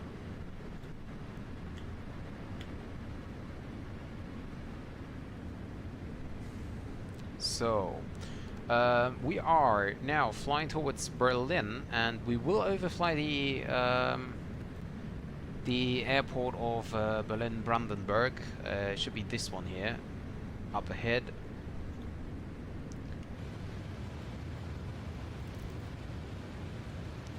We can select airports here, so we're gonna see that. Yeah, Echo Delta Delta Bravo. Tegel, the old Tegel airport is on the left side. Then we're gonna have a look out of the window once we pass it.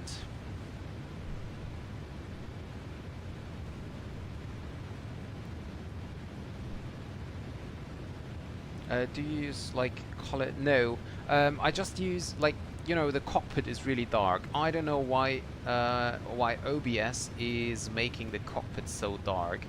That's why I have a correction filter, bringing up the gamma a little bit, or the contrast here as well. So it's kind of weird. I don't know what OBS is doing. Because like this would be standard here. This would be standard, and I feel it's very, very dark. So yeah.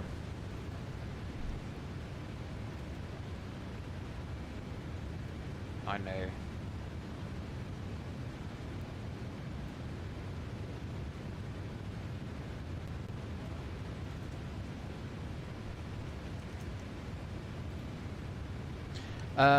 No, I don't have any HDR. I just do like everything standard. I think my screen is just full HD, but no HDR as far as I know.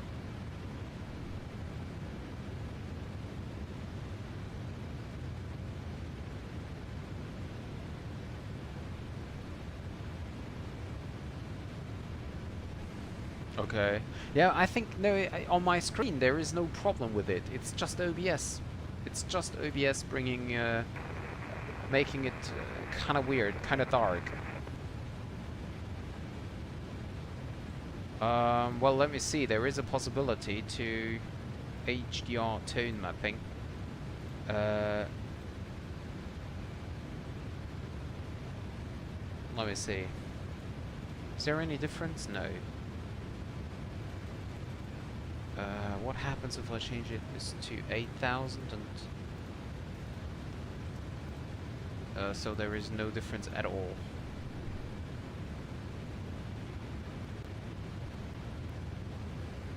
No, that's not working. I have no idea.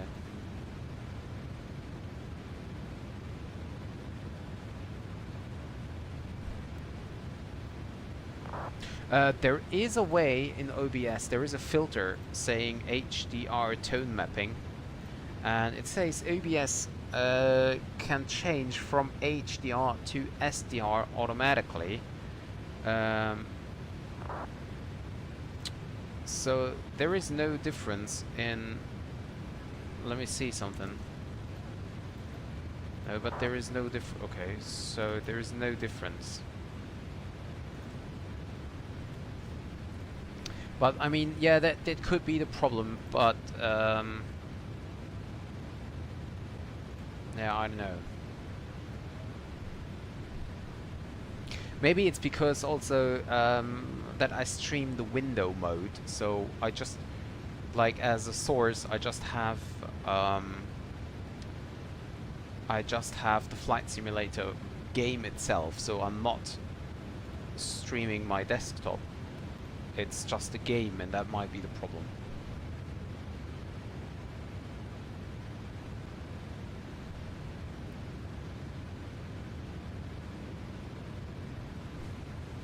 Okay, yeah, I think with this one it should be normal, but yeah, I don't know.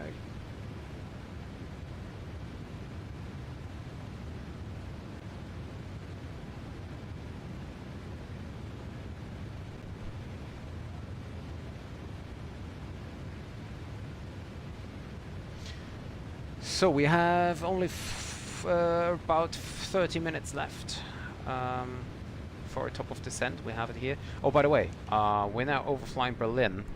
There is the old Tegel airport. Berlin, no, that looks more like Tempelhof. That's Tempelhof. That's not Tegel, that's Tempelhof. There is Tegel. Tegel is over here. Tempelhof is over here. The airport which is already closed. And down here is Berlin-Brandenburg. New one. Just overflying here.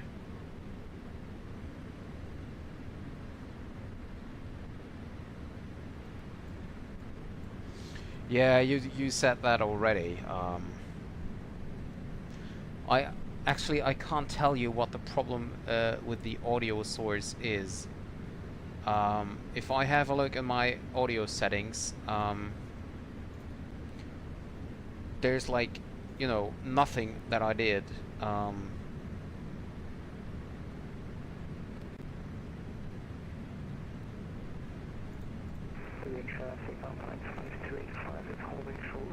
There is, like,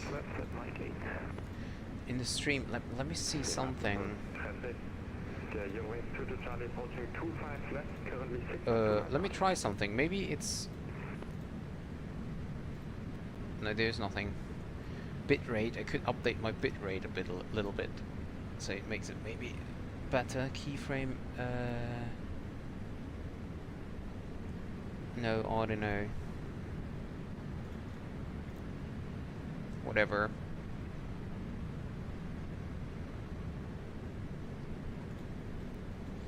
I guess it's something with the encoder settings that you have to, you know, change one specific point in OBS. Did you check if you are able to stream, or if you have the same problem when you use Streamlabs, or is it just with OBS?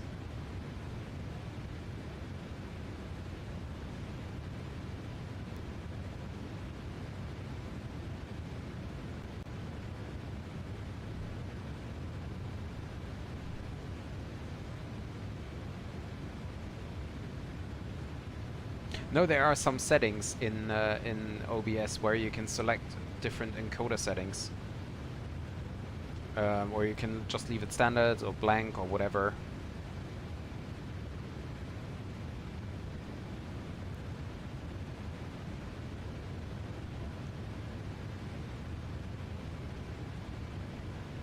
Yeah, because that might be a problem as well. So I'm curious, on the map here, on my, actually, oh, there are you can see where there are two different Bing maps shot on the different, on different days. There we have Eggersdorf Airport, by the way, Eggersdorf. But yeah, you can see Bing Maps has updated their map data.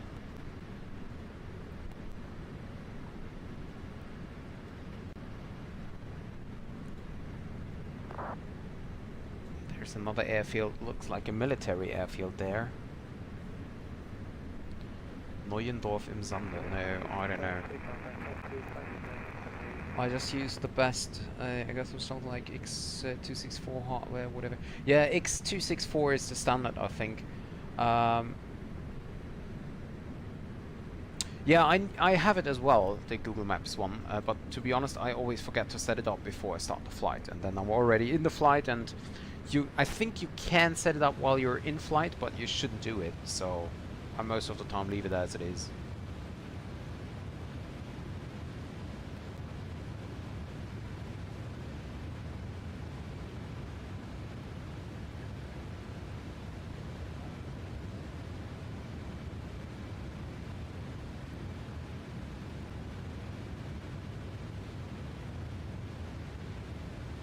Oh, and there are also new news. Ryanair is going back to Frankfurt as well. Once the new terminal is opened, they want to come back to Frankfurt, so I'm really looking forward to that. It was really nice when Ryanair was flying to Frankfurt, so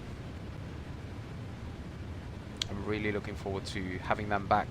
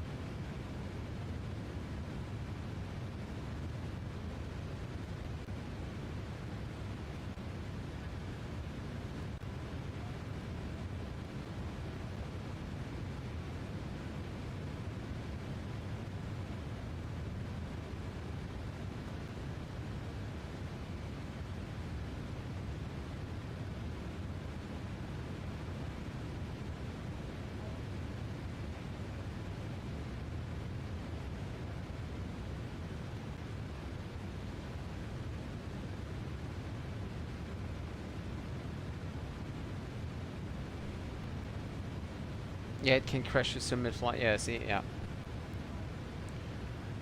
Nope, encoder didn't help. Okay, well, yeah. Sorry, I have no idea. I'm not that technician guy, so don't really know. I'm not a very expert with all that stuff.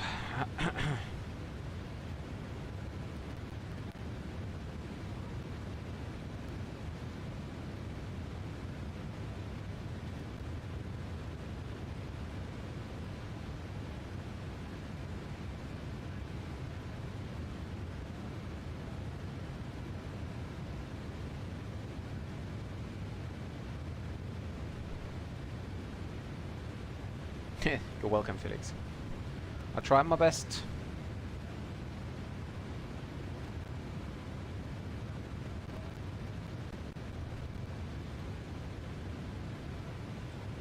Also nice is that the automatic VOR station change works really good here. Everyone is giving it their shot, but nobody knows really. Yeah, that's a problem most of the time.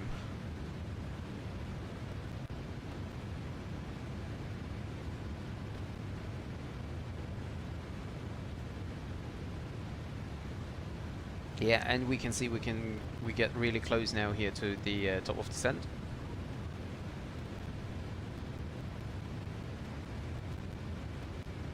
Yeah, and we can see this is the route we're gonna fly here, all the way around the airport, and then we're coming back onto the ILS. And this blue line there is the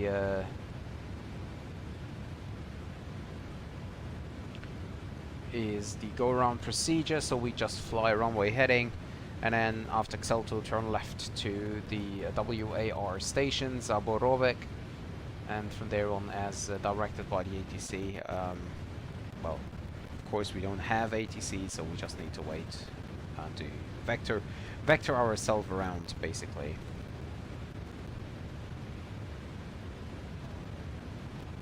The best one, what I think could be true, is a file that OBS uses that is corrupted or not, where wants it to be that. Nah, but that would be gone the problem once you reinstall it. So yeah, but you can try Streamlabs, maybe that's helping.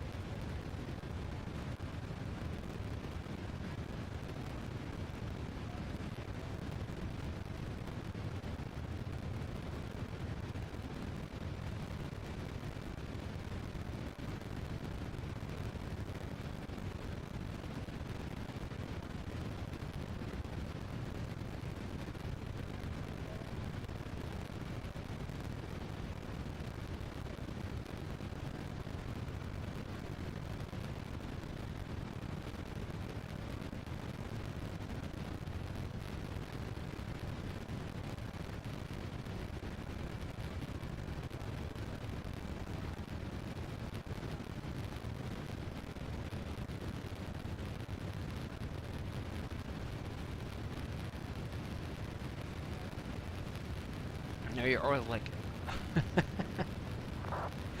Well, that's at least something, isn't it?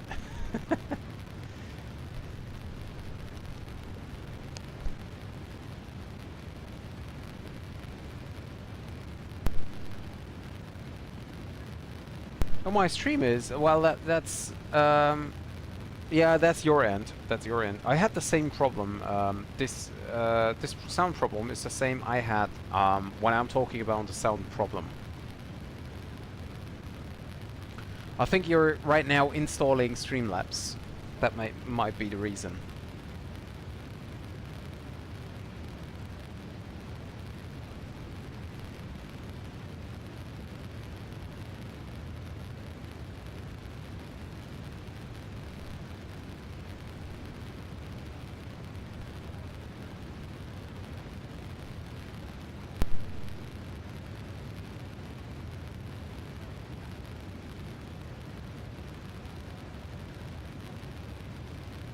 You know what? I just checked it on YouTube and it's actually my problem here.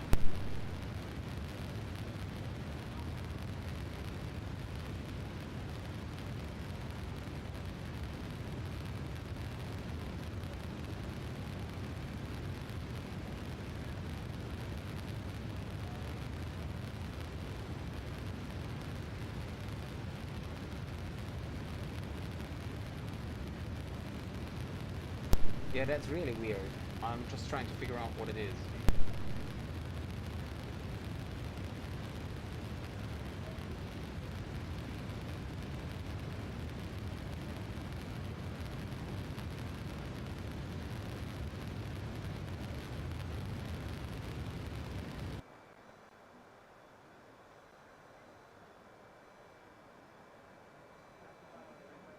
No, it's the game sound here actually.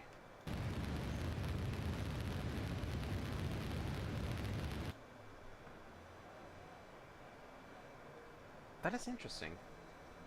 It is indeed the game sound of the flight simulator. That's weird.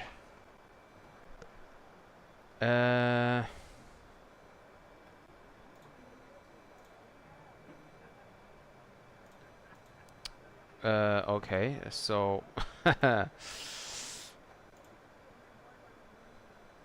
so for me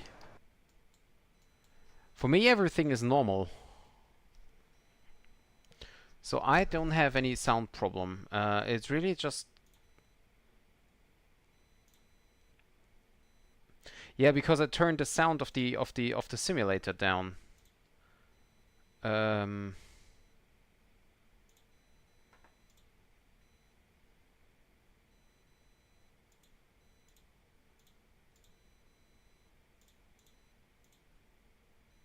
So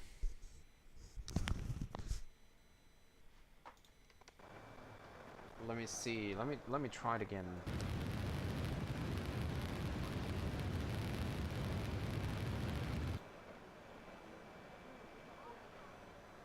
That's so weird.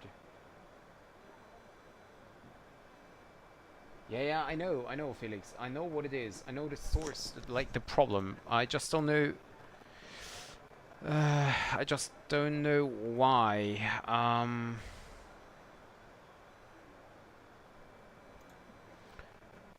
mean, to be honest, I don't want to select a new game sound. I mean, what happens if I move around here a little bit?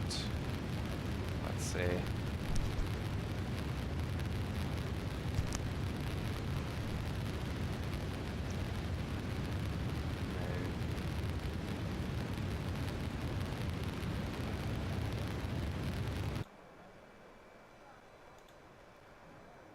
Okay.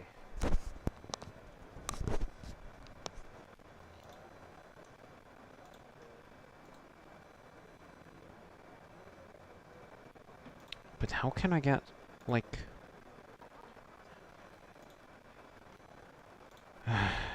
Maybe it's a limiter? No. Shouldn't.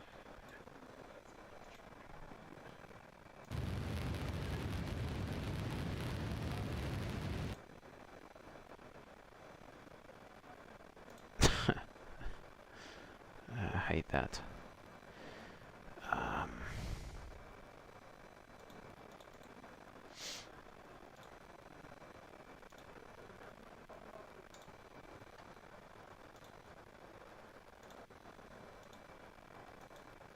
Okay, next try.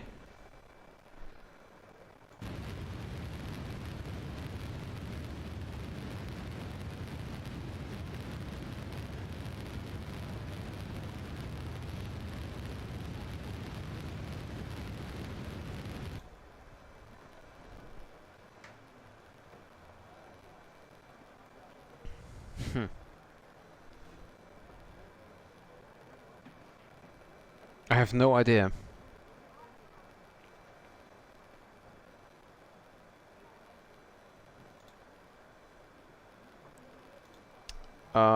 I could, let me see. Oh, maybe, let me see.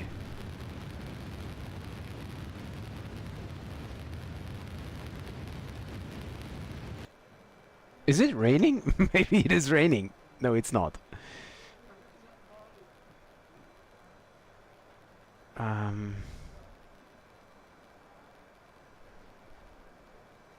The thing is, if I change my sound settings now,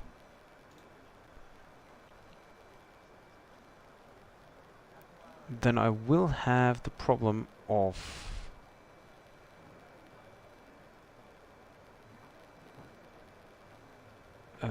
no.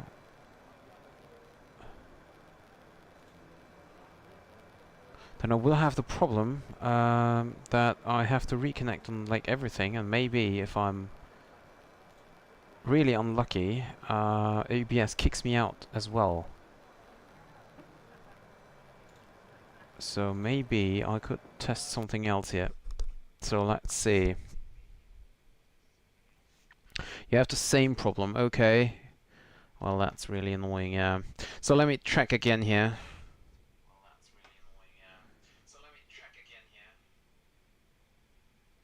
Okay, so now I don't have any game sound. Okay, okay, okay. This is...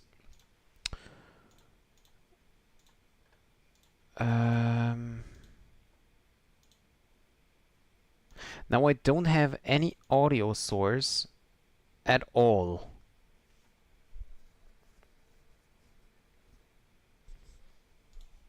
Okay, okay. Yeah, I need to fix out to fix that problem here as well. So I don't know. I have no executables here. Great. Okay, good. Good stuff. Good stuff. Now if I switch back, do I have executables then? No, I haven't. That's so weird. That is so weird.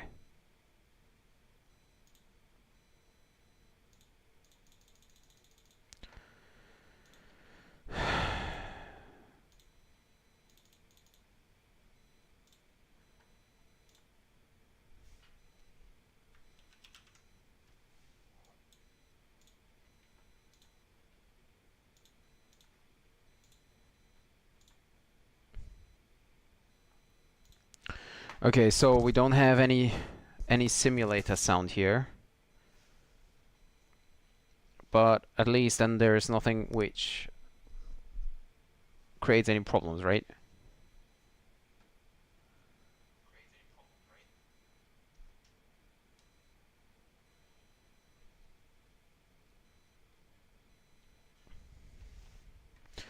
So, and I should start my descent now. Is there any constraint? Let me, or what is the platform? What did I say what the platform altitude was? 3000. So we go here, we select versus 1000. And we maintain Mach point 83. Okay, so we just start our descent right now, and I try to figure out what the problem is with the audio.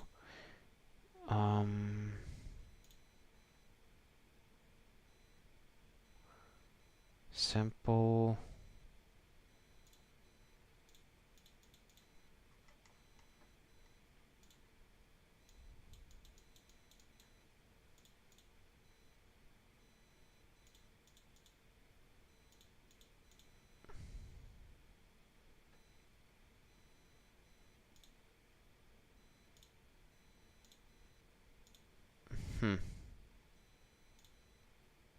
So everything started with, I think, changing the bit rate.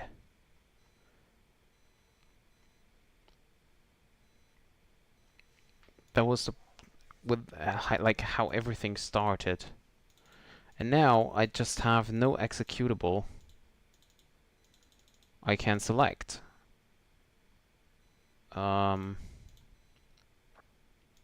So what happens if I turn on some music? Let me see if this is working at least. Okay, so this is at least working.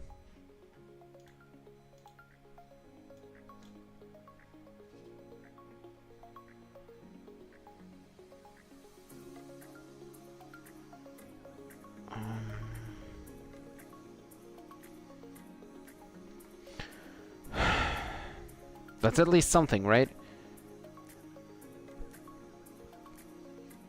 Oh, you know what? I can give you my desktop audio. Let's see if this has the same problem.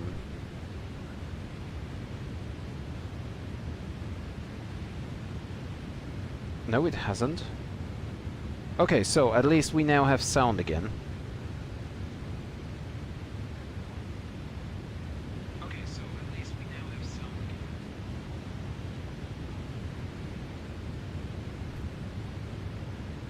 Okay, so we just leave it as it is now. That's desktop audio sound now, so there is no way for me to switch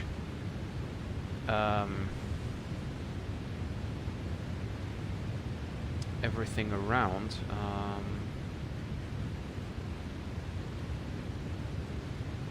Okay, so as you hear my desktop sound, I need to turn down all the other sources.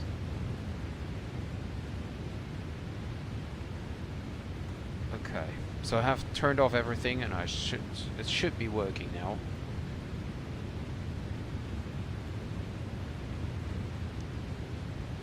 Okay, and we go back into VNAV, and we need to descend more. I just missed that. We are well above our descent path. Oh, you fixed it. Okay, great. So what was it?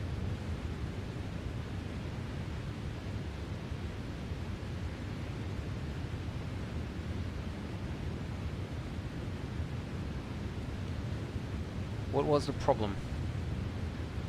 Your video setting. Yeah, so that problem I had as well with my nistring, like knitting sounds. You just hear this knistern.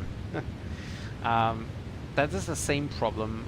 Sometimes, you know, if my computer is too stressed out, it starts this noisy sound problem I had before. And you can see in my desktop sound, which you can receive right now, there is no noise in the sound, while the game sound had problems. So I don't know what it is or what it was.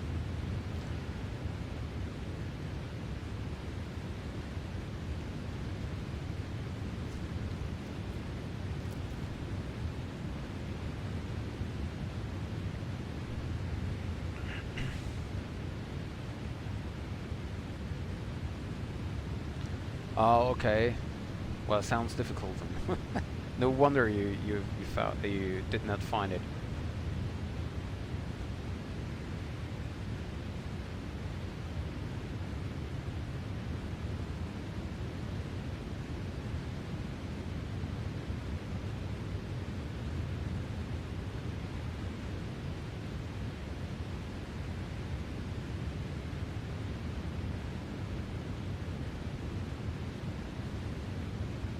It looks like I'm falling out of the sky, but actually it's not too bad. I mean, we have like 3,500 feet. There is no message for the speed brakes, so we're still fine. So it's at both 1080p. Well, maybe I should do that as well.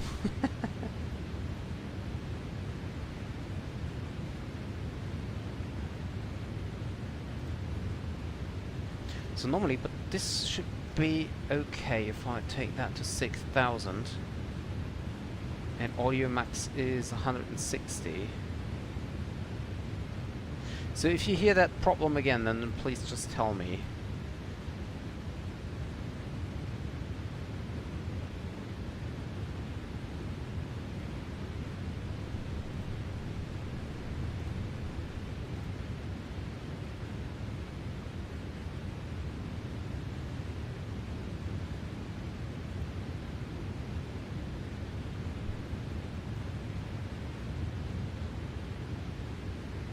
And we're still not back on the profile here. But we should be back. We can see the green line here where we will reach it, and it's way before we need to be on the final, so... Oh, we need to be at flight level 190 below at Bimper. That's the problem. Max 280 and flight level... Okay, you know what? 270, and I take the speed brakes out.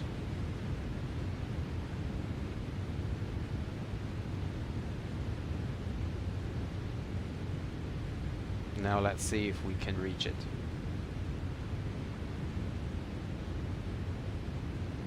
Okay, speed-wise it's fine, we're just a little bit too high. Now we're at Kevlu at 250.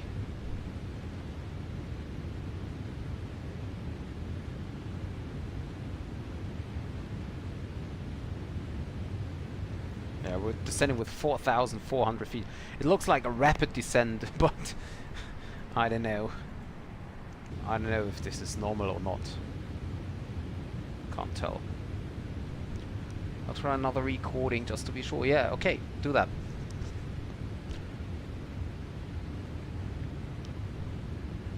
Do you have rudder pedals or do you just use sides? No, I have rudder pedals. I have the Thrustmaster rudder pedals, which I use since a long time now. Makes it a little bit more realistic. Although sometimes they feel a little bit, you know, fiddly. We're reacting too fast or something, so sometimes it's a bit weird using them, especially flying GA.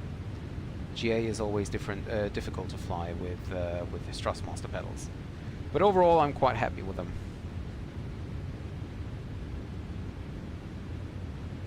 Oh, and this time I will not forget, or I hope I won't forget, to record the landing.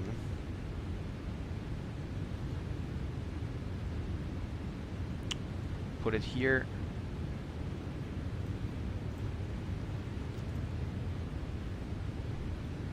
Okay, let's see. It will be closed only 1 mile for 3,000 feet.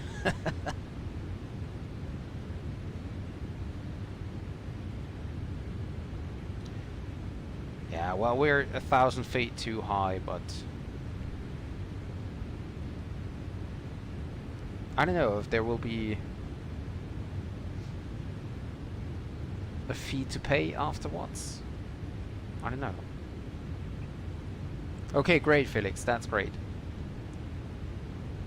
So, and there comes the descent vector back in, so we can get rid of.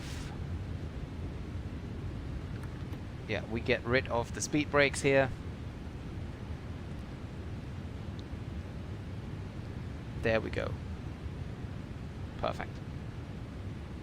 We have this little magenta line here where we can change the speed, and we can, oops, we can go back to managed speed. Yeah, it will increase to 280 knots, that's no problem. Kevlu, I want to overfly with a 200, maximum of 250 knots. So the aircraft should reduce the speed before that. Let's see if it will do that. So I selected the auto brake 1, and the decision height will be setting it to Barrow 568. Or actually we're flying ILS, so we can set radio altimeter is 214. This is also kind of fiddly. Oh yeah, I see. 500 already.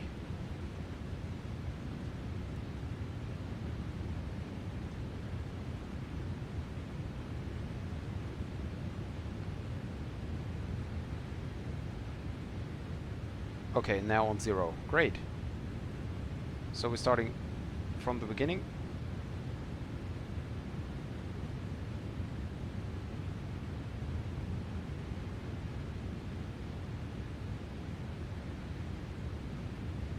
Two, 1, 4. Good thing we have some time left.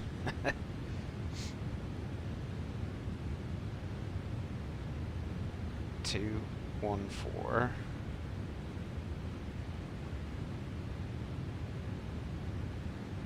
Two, 1, 4. Set.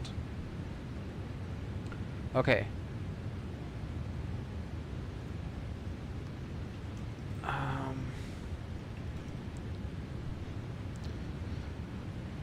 320 at 8. QNH is 1022. We can set that in the standby box and check. The descent forecast, flight level 5. Unable to maintain descent speed, so we need to reduce the speed brake again, detent the speed brake.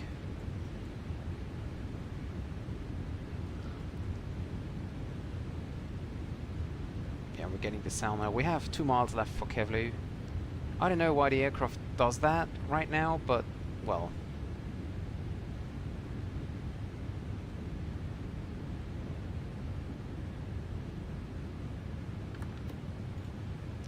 And we have a speed transition. We can select actually 2, 4, 5 here as speed. Okay.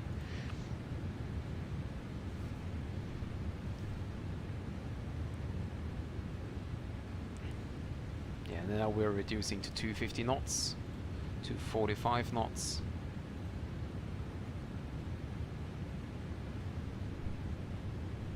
And at Sophus, we need to reduce the speed to 220 knots. That's already set in. I don't know why it has flight level 410 there, actually. Let me see, 4,000 or above. Let me actually set that to 4,000. What's also weird is that it says Whiskey Alpha 533 flight level 410. It always says flight level 410, but I still have the descent path. That's kind of weird. Depends on if I have time tonight. I might do a spontaneous stream in the US, but that will be very spontaneous, so I can't promise that. I thought about a CRJ stream endeavor, like a Delta connection or something.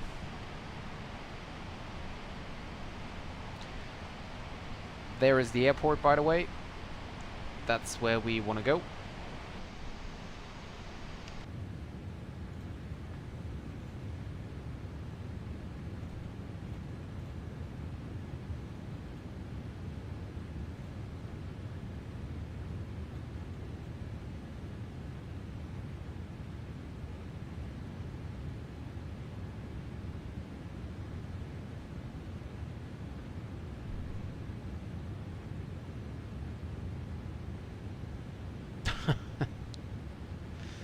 Well, yeah, that's always annoying. I can understand.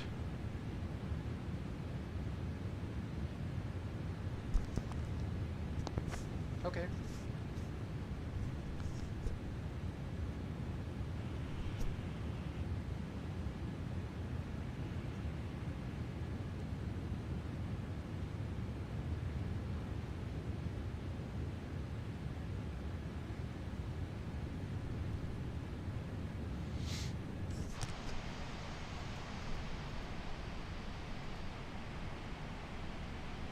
There is the airport. Runway 33 is this one. We land from the 1000, obviously. So, by the way, we should have done the descent checklist already. So, recall is checked. Auto brake, level 1. Landing data, VREF 135, minimums 214 on the radio is set, and approach briefing is completed. Approach checklist will be the next, but not yet.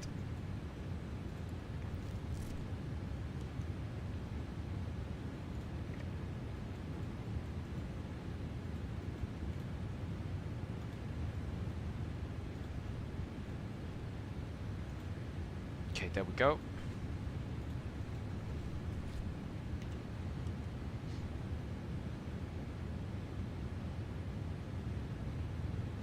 Hi Tunisian F-Geek, how can you download this mod? It's the Kuro 787-800 update, and you can download it from FlightSim as long as you have the Premium Deluxe version with the standard Asobo 787-10.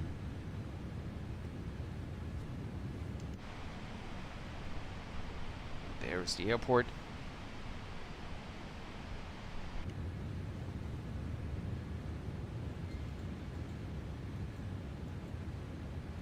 So let's see, 220 knots at Sophos. That's over there. Okay, and it wants me to have 170 knots over there. That's, well, not really. Whiskey Alpha 533.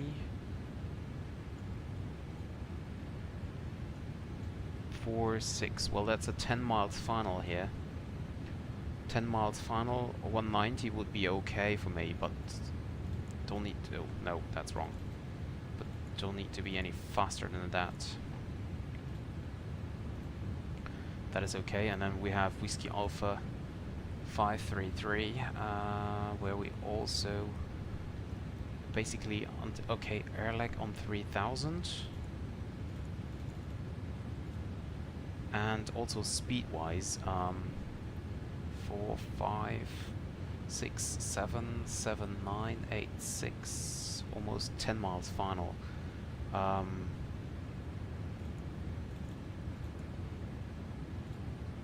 200 knots would be okay. 200 knots and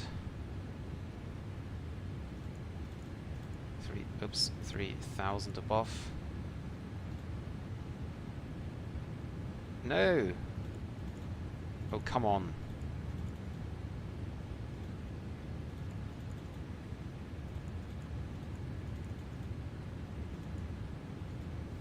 Okay. And we have this one. Okay.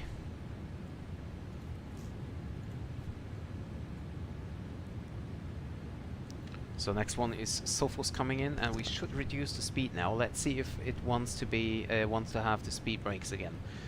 I have the standard version of MS, and I have also Asobo 7.8. Does it work for me? If you have, I don't know, if you have the standard version, you should not have the 787-10. If you have the 787-10, then you probably have the Premium Deluxe version, and therefore it would then be working, yes. But you can just try it.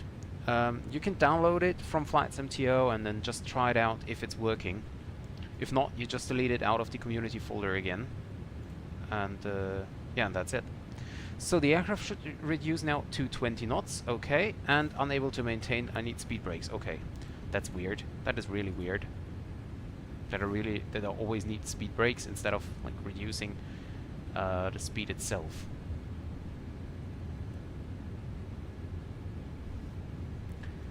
Okay, I can select 3000 here again.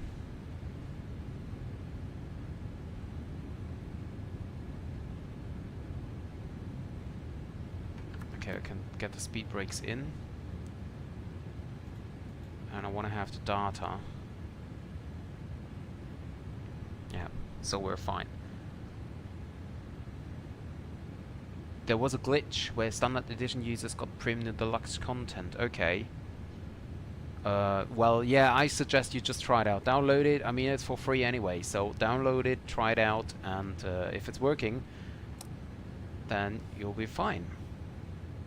Auto brake is set to 1, flaps 1, unable to maintain VNAV descent speed.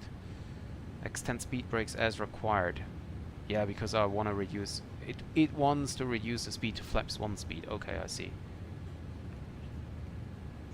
I can leave the flaps up, so it goes to bug up.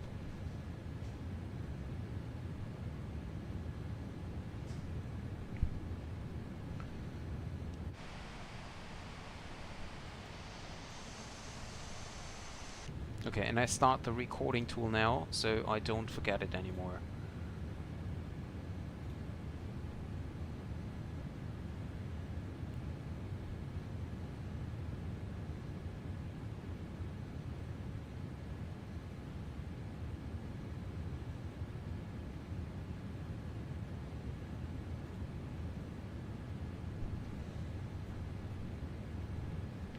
So I really just switch my whole text into emoji. Yeah, probably. I don't know. Maybe because I don't know. I had this problem as well, so I don't really know what the problem was. So 1022 set. Checklist altimeters checked. Landing checklist. So we leave that open so we don't forget it, and we have the diamonds here in already in white. This is the ILS.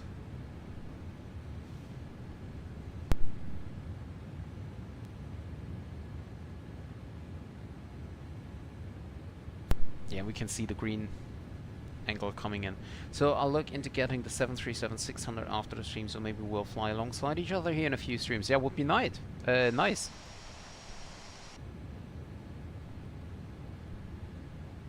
No, I haven't.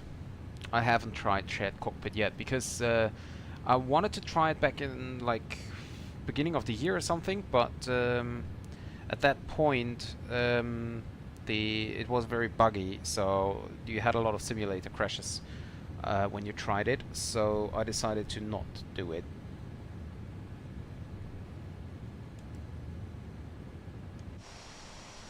Oh, it's so beautiful. I really love the 787.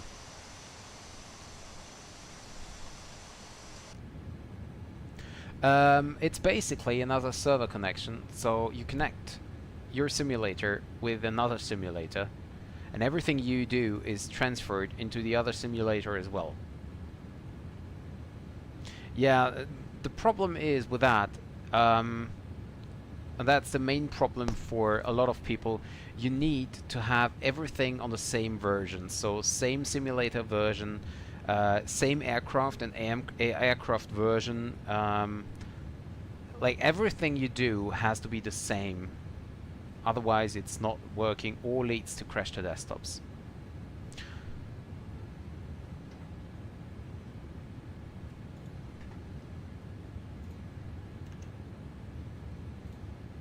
So, and I need to restart vPilot because otherwise I will not be able to transmit on voice. Turning to final now.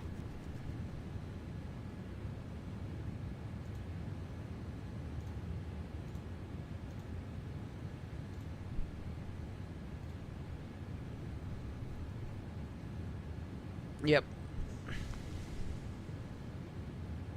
Exactly, yes.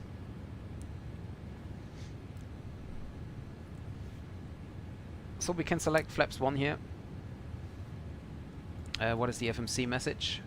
Unable to maintain the speed. Yeah, well, that's not a big deal here.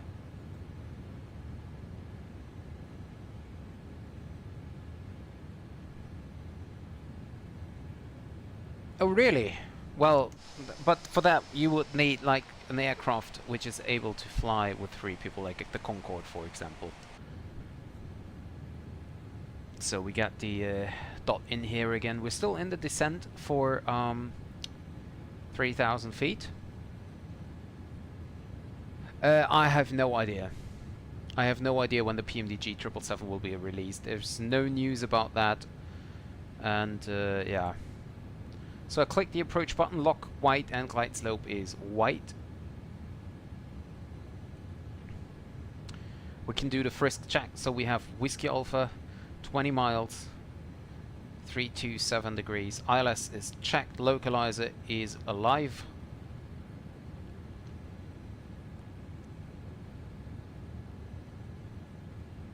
So we're still 20 miles out, so we're very far out here.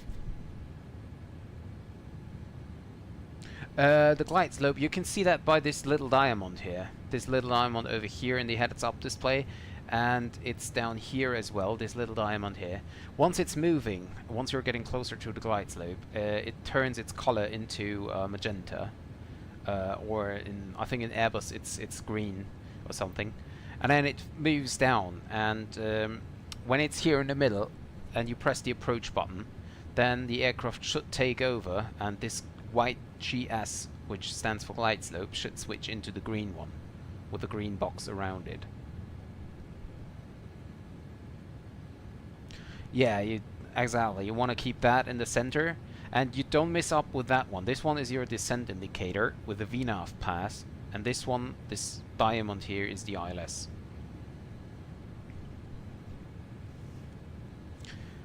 Warsaw traffic, lot 282.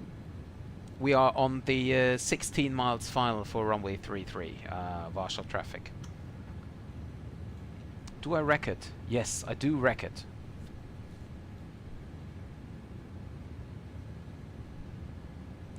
So, I don't think we need to do anything else, so we can on the speed brake. And we can check that on the landing checklist already.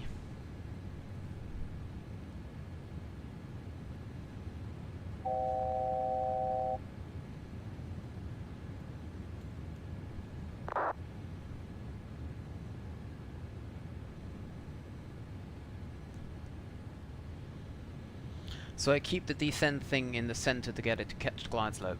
No, basically normally you are below the glide slope. So we are right now below the glide slope. You can see this diamond is above us, and we are at 3,600 feet still descending.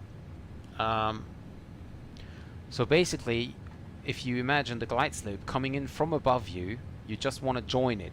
So you don't want to be above the glide slope, because then you have to obviously descend too fast, too steep. You want to be below it. Right now we are below it, so this one keeps coming down, and once it's in the middle, once it's in the center here, that's when we're gonna activate the glide slope, and we will then follow the glide slope. We can now select flaps 5.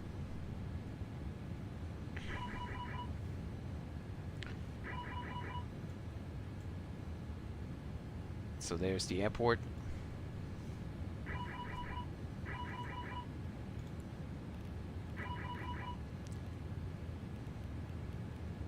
Yeah, we have VNAV alt, so you can see now that this diamond is coming down now.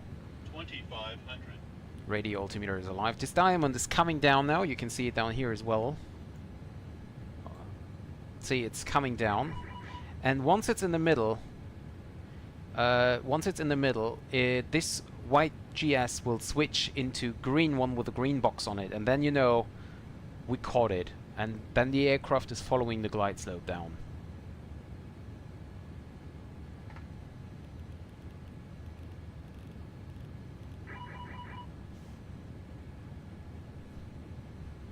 And that's now the case. We have it. So the VNAV passes away. You can see the aircraft is descending now. Glide slope is in the green box.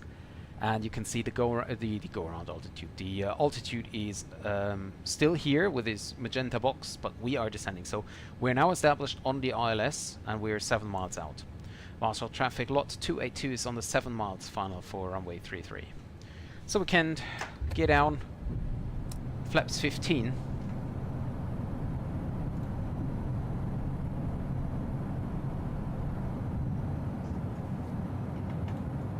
And I forgot to turn on the seatbelt sign. The landing light's on as well.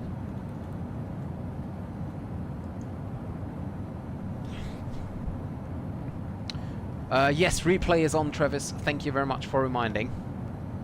You just need to press the approach button. So lock, VOR lock for the localizer, and approach for the glide slope. Okay, so we prepare now. Turn on head tracking again. And we leave the auto thrust on. VREF was 135 plus 4, so 139. We can select flaps 20. Auto brake is set to 1. And Warsaw traffic, lot 282, 4 miles final, runway 33, Warsaw traffic. It's quite windy, so we have the landing gear. The landing gear is down. The flaps are now set to 25. Landing checklist is complete. Okay, so... hello? Okay, autopilot disconnect. And manual flight.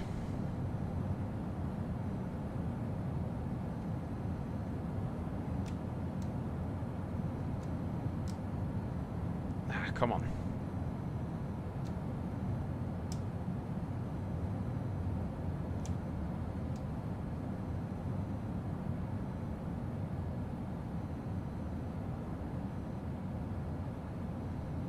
It's really kind of windy here. 500.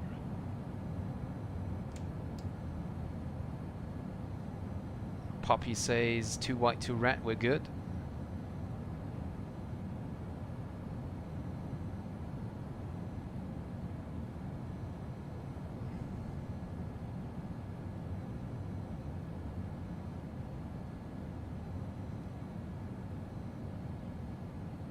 Minimum. Landing.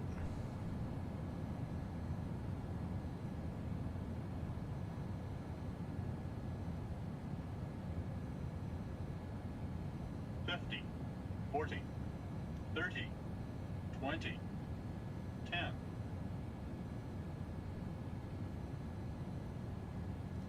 $10. That was weird. Normally the auto thrust should kick off, but speed brake out, reverse thrust.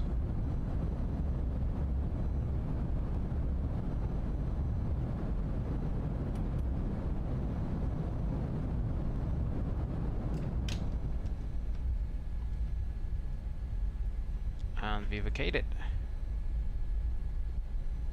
LNAV and VNAV will be turned off automatically for that.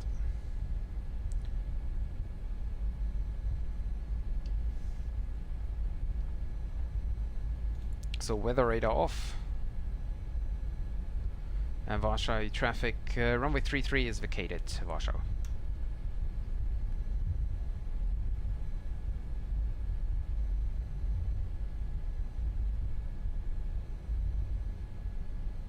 Oh, fire brigade, hello. Okay, so landing lights off. Strobe lights off. Get rid of this. And let's wait a second. Turn on the APU and we're gonna park. Where do we gonna park? Let's see. We gonna park at stand 16, I think.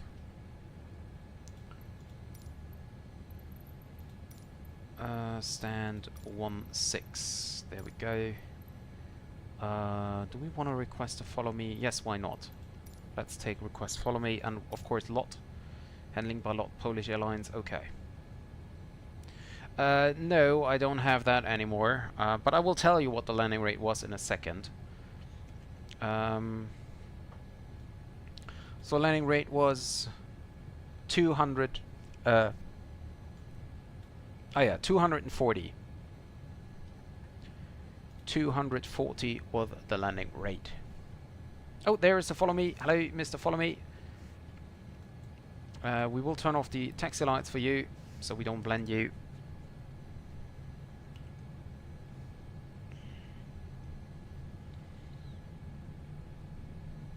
There he is. Can flaps up.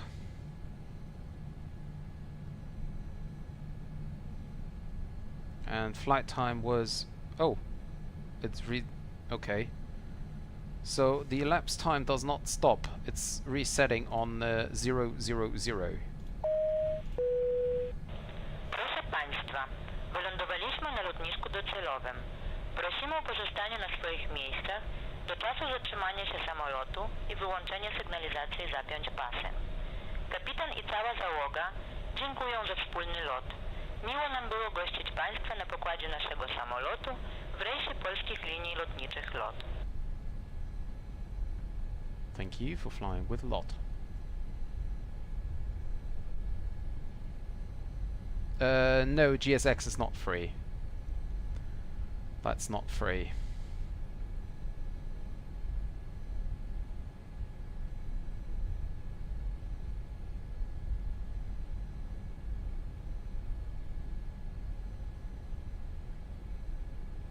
Stand 1-6, there we are. Marshal in sight.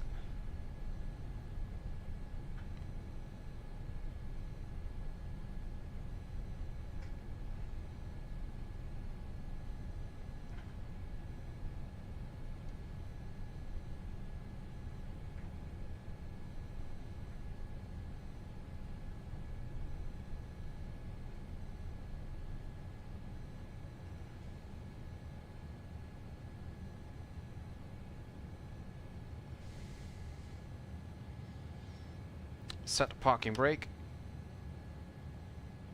APU is running, so we can shut down the engines. And we do the shutdown checklist in a second. Parking brake off.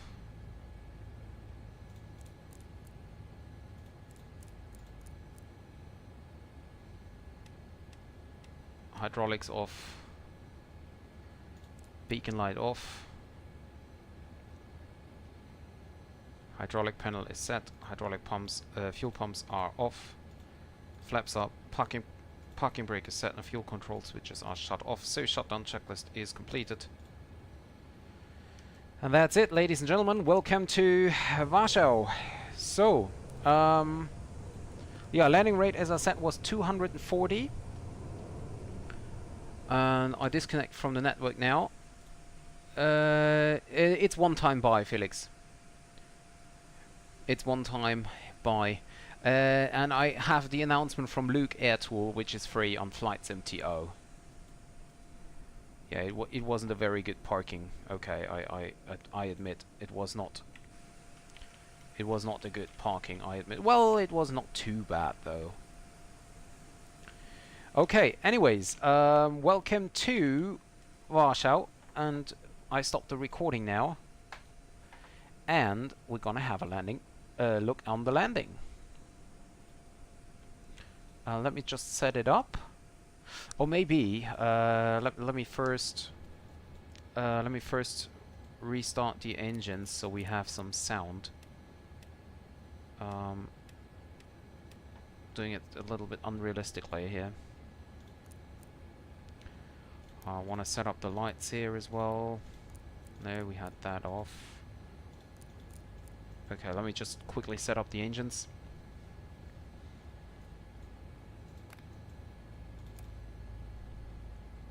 And then we're gonna have a look on the landing. By the way, can you give us a sunrise sunset landing with view like I showed you mine with the Bombardier?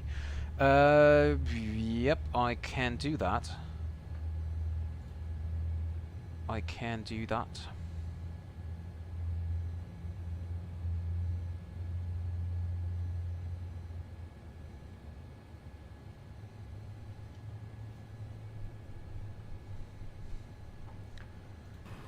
Let me see.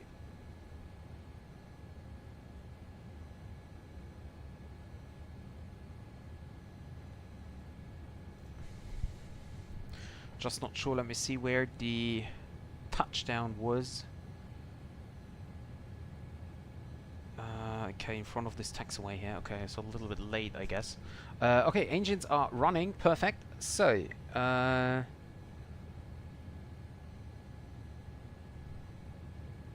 let me see. Where's my replay? There we go. And replay.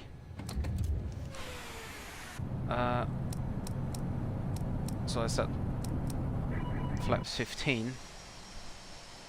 So where am I? Okay, gear is out. Okay, let's pause it and get a little bit closer. We don't need to see everything. Resume. Okay, and let's see.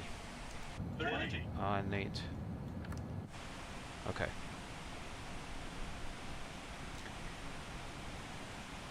Yeah, I'm not sure if we can have this in a good sunset mood here. Yeah, I should have touched down here. That was because the engines didn't spool down. Yeah, I was okay, I think.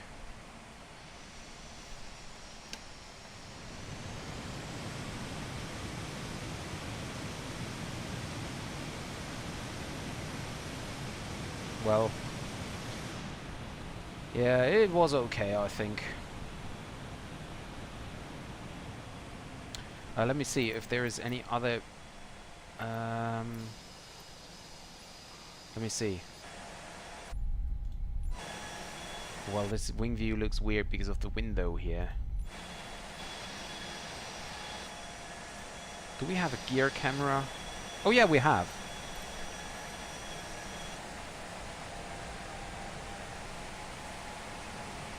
Let's see.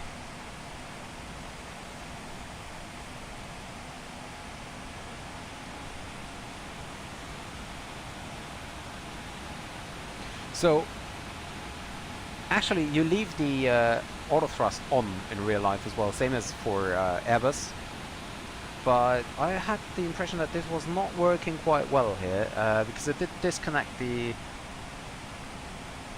auto thrust.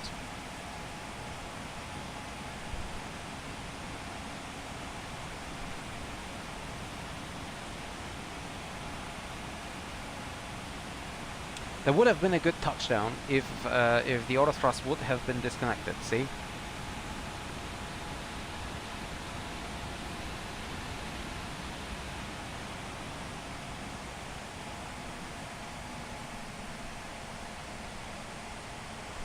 Well, it looks like the model matching file is not as accurate as it should be. Now it is. Okay, so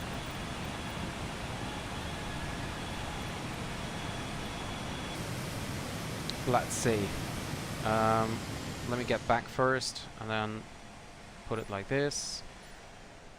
Okay. Pause the replay and then do it a little bit faster here. So let's see. There is runway 33. There would have been the touchdown, and I touched down here, I think. So let's set us on here. Set us on here. Maybe like this, and then we move it a little bit upwards. Okay. And then we set... why am I coming in so far from the side? Wait a second. So like this maybe. And always also a little bit more forward. Hi Ryan, welcome to the stream.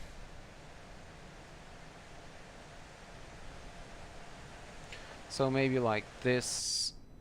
Oh, actually the touchdown is up there.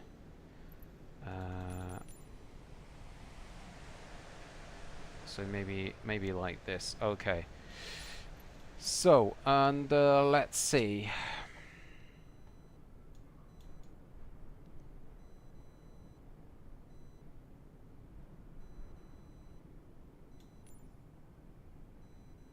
Yep, I know. Let me just figure out how I want to have it. With the control tower here. Okay, like this maybe, and then we zoom in more. Because I try to get the sun on it. Like this maybe. And then, let me see. Yeah. Maybe like this. Okay.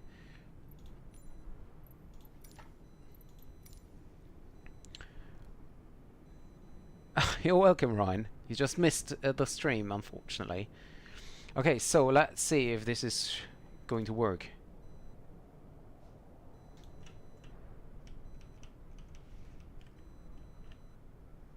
I don't know how far I'm away, so...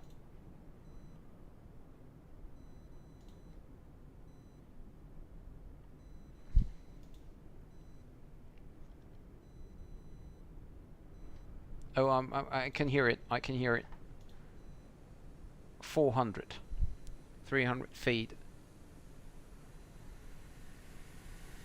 There I come.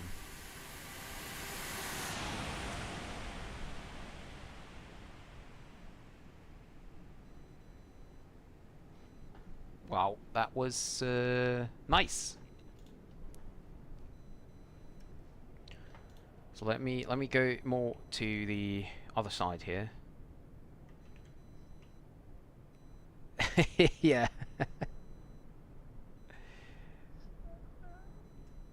So let's try it again. Let's try it again. You can't get any sounds on your 787.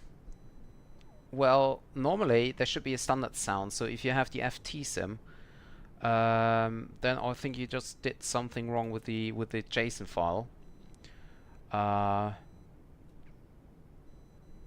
So normally the standard sound should be working at all. Otherwise, if not, then you did something wrong with the installation of the standard aircraft.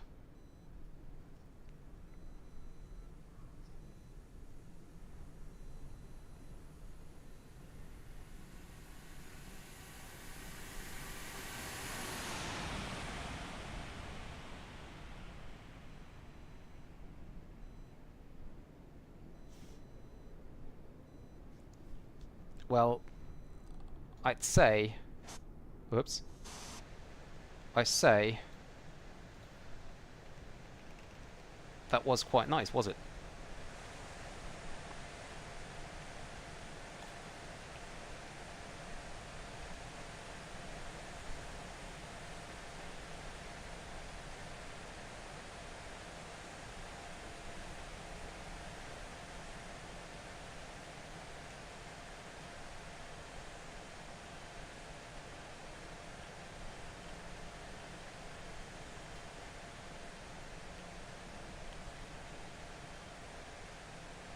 No, I'd say this is nice.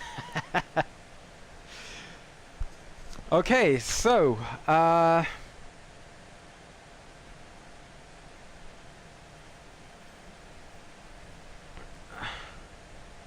you finally released it, the A350. Okay, that's nice, but sadly it's not for sale for some reason. It will not work. Okay, yeah, but keep trying. I'm quite sure that that there are a lot of people out there who want to fly the A350.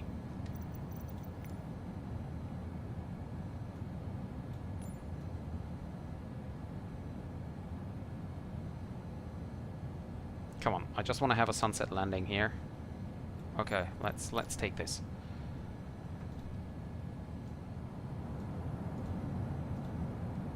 Okay, let's see. Okay, guys, that was it from my side today. Not now. So I hope you enjoyed the stream. As I said, if I find time tonight, I'm gonna do another stream tonight in the CRJ in the US. Otherwise, I will be streaming tomorrow again. So be sure to tune in. And if you haven't done it, please give this video a thumbs up. And you can also leave a comment behind after the stream. That helps YouTube to rank the video higher. Thank you very much, guys, for being here. I hope you enjoyed it, and see you either tonight or then tomorrow for the next stream. Thank you very much, and bye-bye. 50, 40, 30, 20.